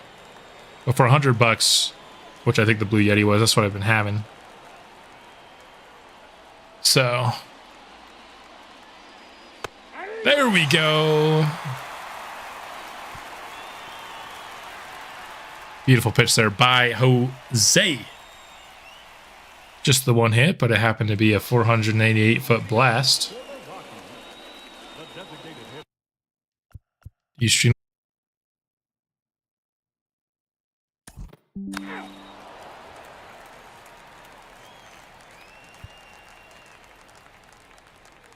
You're out. 3. All right. Leading off for the Diamondbacks, the shortstop. The streaming program. The thing is, I don't actually put for the videos, the gameplay portion of the videos, I don't put it in OBS. I record the gameplay without my voice, and then I go back and in my video editing software, which I'm also changing. Because another thing I want to do is I want to increase my videos from 1080p to 1440p. But the video editor that I'm using does not support 1440p, so I'm going to be trying out a new video editor as well that will let me do 1440p videos.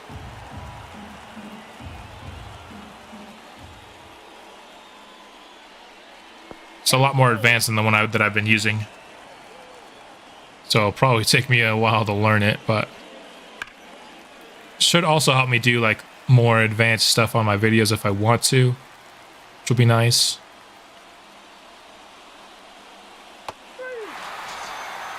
There we go. Jose Beretto, like always, man, racks up the strikeouts when we watch him. I love watching Jose Beretto pitch. Out of the guys that we watch, and I know it's not a hot take to say this because he's our future ace, he's definitely my favorite to watch. I think it's partly because I love his pitching motion, and also because I think he's the best at getting strikeouts when we actually watch the games, even though there are guys with much better K per 9 numbers than him. Is he going to allow his second homer, though? Kind of sounded like it off the bat, and there you go.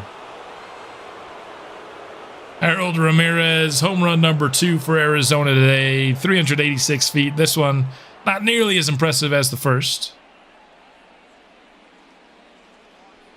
That's what I'm switching to, actually, Von, right? Is DaVinci Resolve. Or trying to switch to. We'll see if I keep with it. But I downloaded it today, messed around with it a little bit. Seemed to have all the stuff that I wanted from a video editor and a little bit more options than what I've been using, which is some super basic one. Been using it for my channel this whole time, and it's done everything I really needed it to, but just doesn't do 1440p.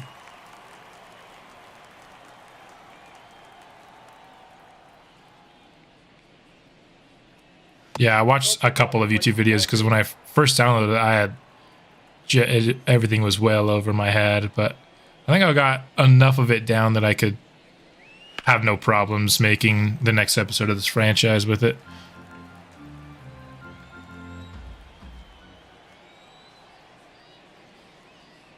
Two.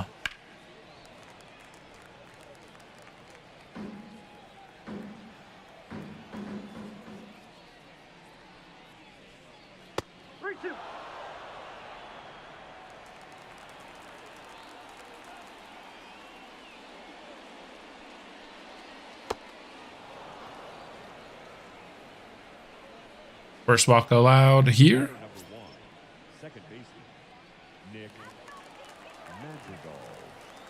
How about a DP? That's the fan just said exactly what was going through my head. So that's the kind of changeup you want to pitch for a double play. No, he's safe.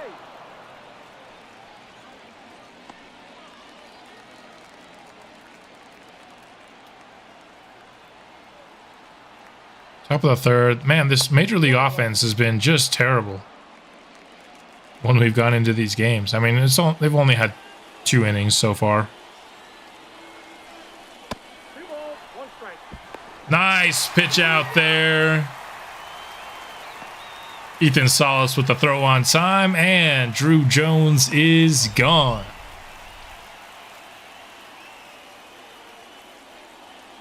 Rarely have I seen a pitch out like actually when the runner's trying to steal. Usually it's just a wasted ball.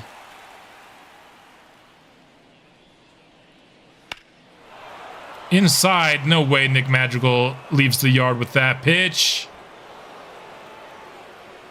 That's just annoying. You jammed him up really well and he leaves the yard with that? Come on. That's just unlucky.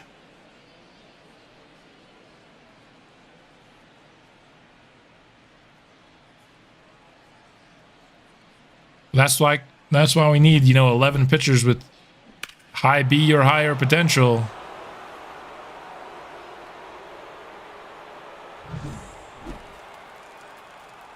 Because pitching in cores is no easy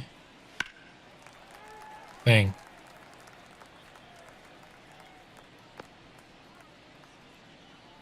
It's the amazing Nick Madrigal, yeah. You're right, I should have known. Nick Madrigal.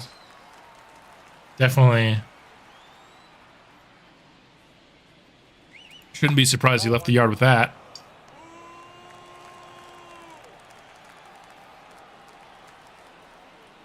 Almost a 40 on his career WAR. This one was through the infield for a single, which means he's almost definitely getting on second next. Now batting, third baseman, And his streak extends to 24. And you didn't see it because my face cam was covering it, but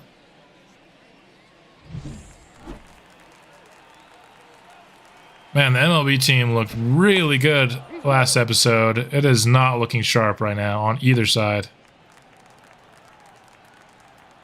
Sportsfield give. It's got to do. I know it does something in the game. That's for sure. I don't know exactly what it is. I wouldn't be surprised if it is something like that, though. It just gives them a base upgrade to their power.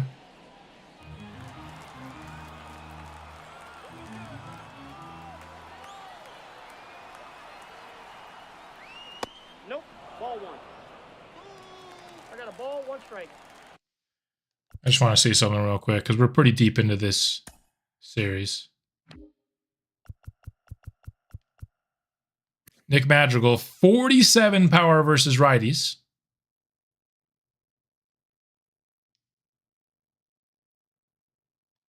Cool. About where I thought it would be. Thought maybe he had some weird, crazy development in this series, and I wasn't giving him the credit he deserved. But nah, he definitely should not have left the yard with that pitch. That was some BS.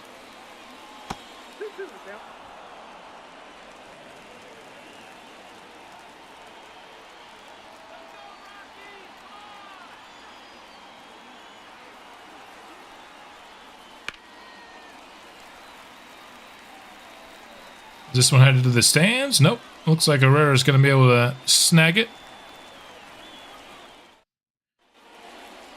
leading off for the Rockies, the left fielder,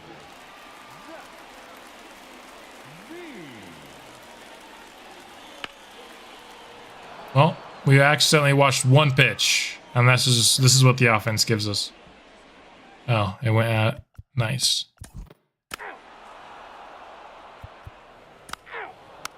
Our offense is so bad. What is going on, man? That's 3 innings. We haven't even got a hit.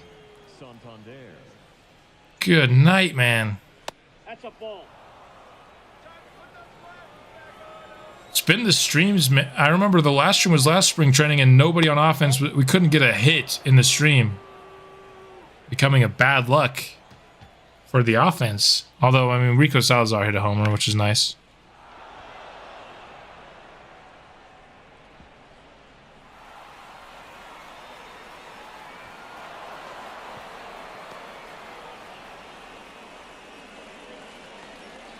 Leadoff double for Santander. He was hitting below 200 coming into this game, mind you, and now he has home run and a double. Starting to get on track a little bit on the season. Maybe.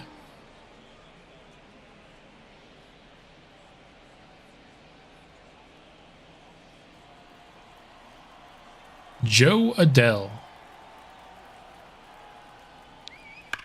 Murillo is when it was the start of the end. My goodness.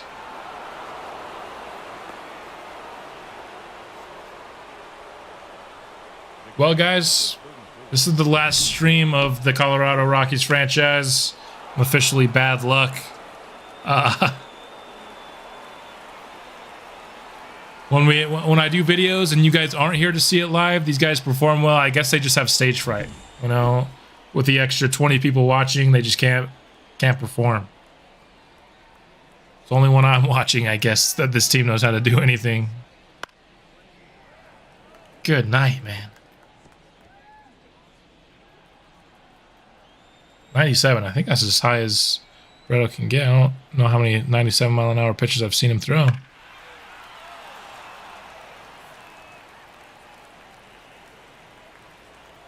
Jake Rogers only hitting 100 with scorers in position. How much you want to bet he hits one here, though? Outside, that's a ball. It's just the way this game is starting to go. Jose Beretto had an excellent start once again. Some Viagra in the episode. Help with the performance issues. 7 strikeout. Hey, 7 strikeouts and 3 1/3. Just also 3 home runs allowed.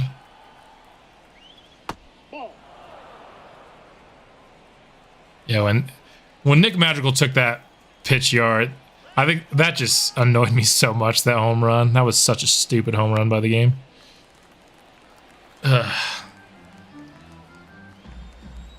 It might honestly be time to try reducing power sliders by 1. I've been flirting with the idea for a long time, but I've been okay with it because, you know, it's a Rockies franchise, lots of home runs. That's fun.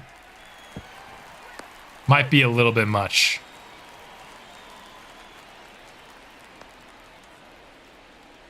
The first baseman, number 8 strikeouts, though. I might try it just for next episode. Problem is, to get a sample size to know if it's good would take... So, I mean, we've been using these sliders now. I haven't touched power or contact since whenever I implemented the sliders first, which I think was after the first season. So that's 40, almost 40 episodes now of these sliders. With a couple of tweaks here and there, but contact and power have been at 7. Both for pretty much this entire series. I like the extra power when we're on offense, though. Wow. Rafael Murillo walked. Our offense did something. leading off for the Diamondbacks, the center fielder, number 33. Let me just end Jose Beretto's day so I have an excuse to stop watching this game. Just kidding. Jose Beretto's about to complete this game. A new series villain, Nick Madrigal. Second baseman, Nick Madrigal. All right, if he hits a home run here, I'm officially making him a 99 power guy. Right after this game. Just for kicks and giggles.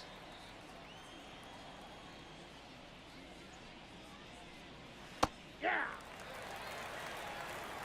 0-1's the count. 2 home runs on this season. Not terrible for how early we are.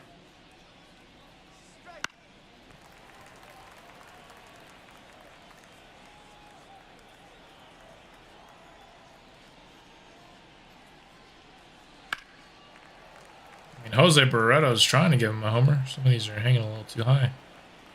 That one wasn't terribly high. It's still a lower third.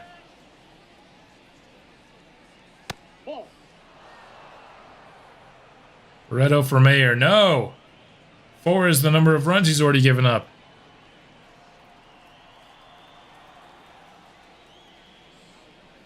Eventually, yes. But he ain't ready.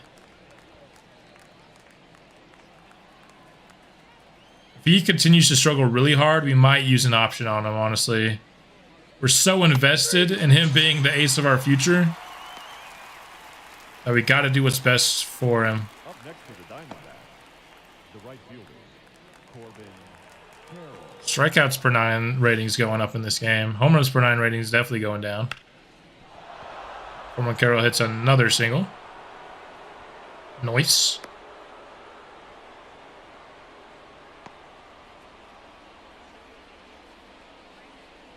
And Jose Beretto's day is done. Now pitching for the Rockies. Dude, I gotta. Why is it Yohan Blanco every time, man? Every single time. All right, we're done with this game.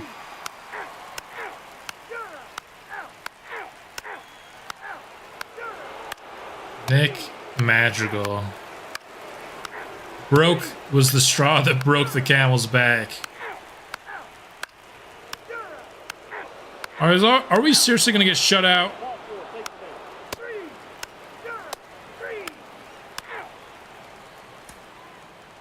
Oh my gosh. At least last time the team showed some fight in the 8th and 9th innings. Well, that was probably the worst offensive performance in an episode. Oh, did we get no hit? We got no hit. I didn't even realize. I forgot that Murillo got a walk earlier, not a hit. We just got no hit? That is pathetic by Patrick Sandoval.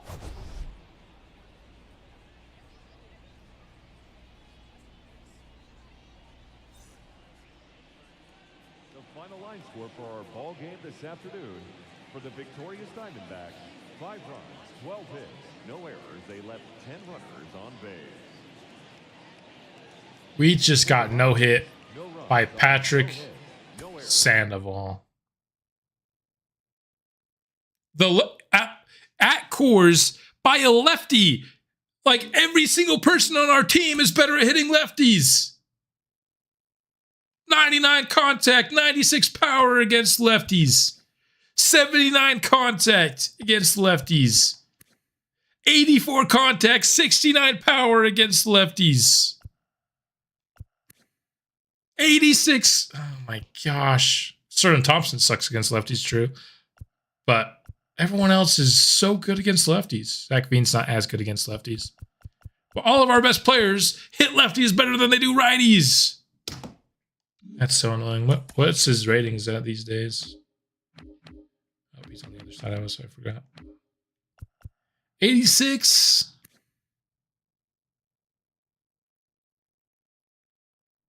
Going down. Oh, man.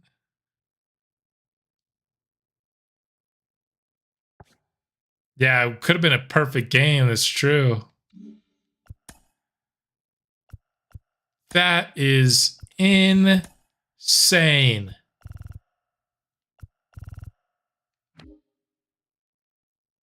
One walk, no hits.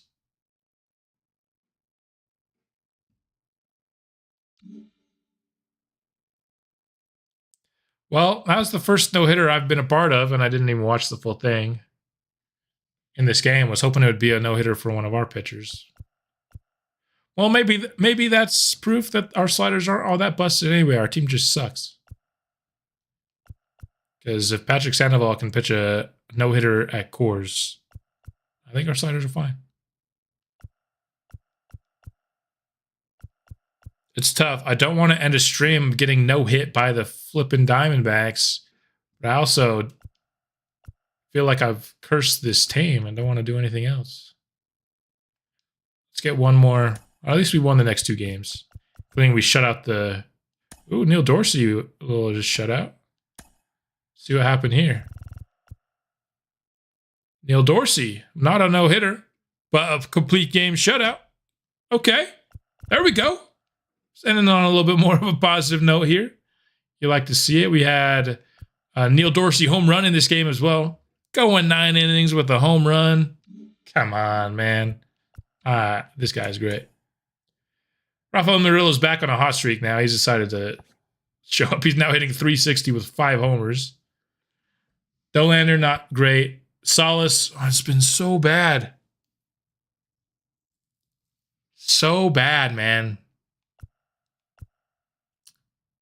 What is up with Ethan Salas's offense? I know it's not perfect, but how is it this bad?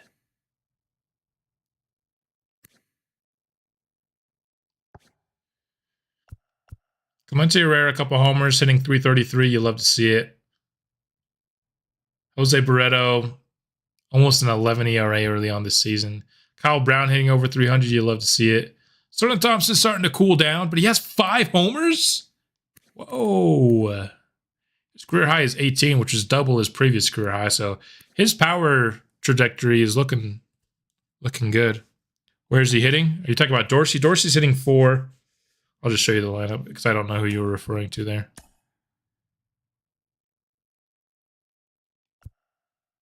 So I think we got to do this.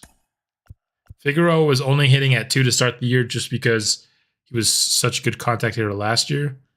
At this point, I think Herrera is just a better fit in that spot.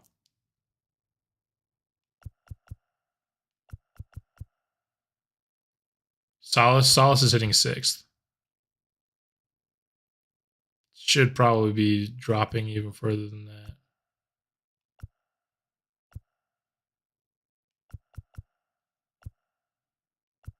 Neil Dorsey down to 290, but he's hit 6 homers. Walks to strikeouts, not great there, but 956 OPS. In 18 innings, he has a 2.41 ERA, 1.13 whip. Again, he's killing it in the games that he's simming. He just can't pitch when we watch. Thompson should probably get an upgrade from 8. In fact, we're going to do this.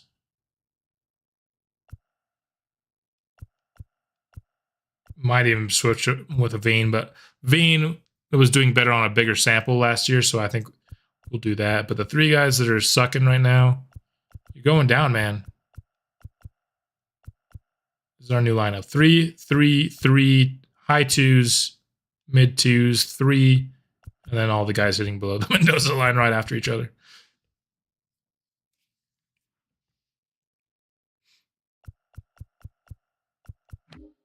Against lefties, Sauce has been hitting 2. That's no longer. I think we let Clemente Herrera hit there as well.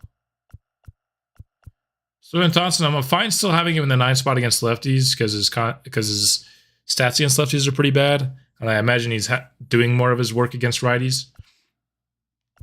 But we can obviously check that, make sure that's actually the case.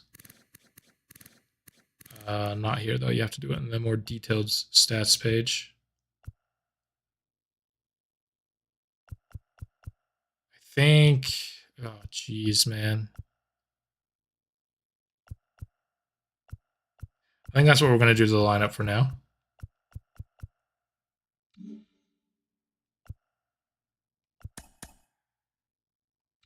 As for the pitching rotation, let's see how everybody's doing. Dollander, terrible. Kopech, terrible. Jose Beretto, awful. Smeltzer, killing it. And Dorsey killing it as well. Blanco, not great. McCracken, not great. Moore. ERA looks good, but whip is terrible. Jeff Ramirez, there we go. There we go. Just 5 innings, though. Mario Lozano, 2 innings only, but good. Oh, Phil Gorzelski, not a hot start. I know we drafted him and he was 80. I moved him from closer to reliever, so it dropped him down to a 78 doing that.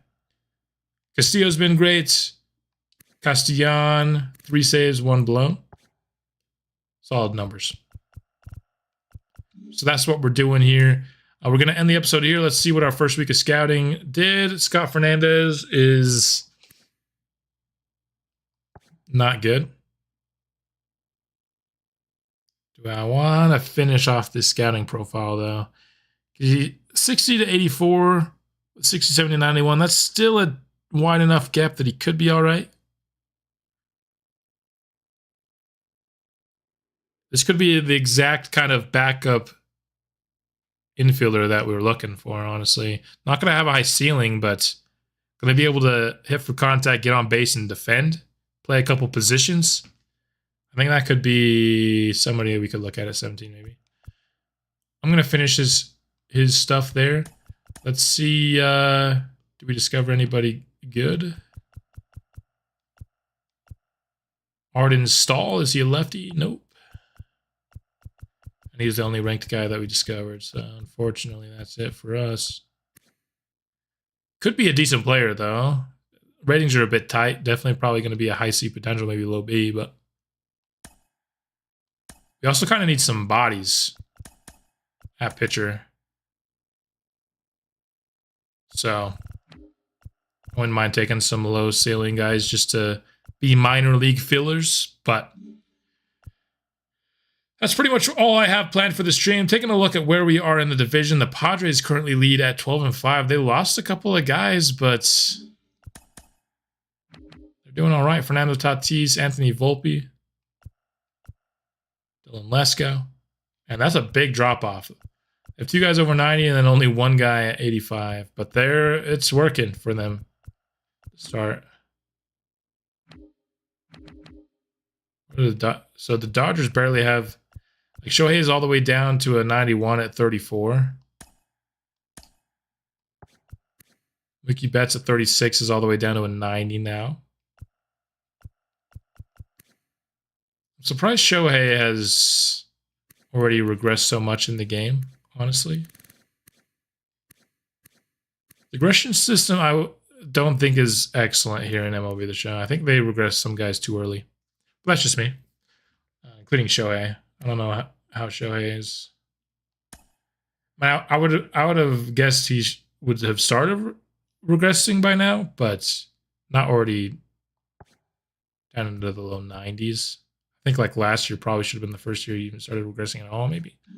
But anyway, that's pretty much all I've got here for the stream. Unfortunately, our Major League offense crapped the bed. So did our pitching. Wanted to showcase something more that would give us confidence that we were a playoff team this year. But if I'm being honest, what I saw today gave me a lot of pause that we might still be a year away. Even still, might be 2030 before we get to the playoffs. But it's just a small sample size. It was just maybe a little bit of a rough couple-week stretch. Rico Salazar showed us his first ever professional home run. That was awesome. And in simulation, we saw a complete game shutout plus home run from Neil Dorsey. So we're still doing stuff. It's just maybe the 2 games that we actually looked into in the major leagues weren't great, but 9-6, not bad to start the year. I'll continue to look at this class. We'll have a new episode. When do we play? I actually want to see when we play. So we play the Athletics next month. I want to see that. When do we play Boston? Because we got to see Nolan Jones in Boston. That's not till July. We usually actually just skip the month of July as well. Do we play the Boston Red Sox after that? Or am I missing it? So we only have 1 series against Boston, and it's in July. That's like the worst time to do it. I usually focus July only on the draft. So we're going to have to stop in the middle of July and play Nolan Jones at some point. But that's pretty much all I've got for the episode. Hope you all are continuing to enjoy the series. We'll keep popping these videos out, and hopefully we can start to see some of the fruits of our labors here in our draft-only franchise. Next episode will be coming out either Saturday or Sunday.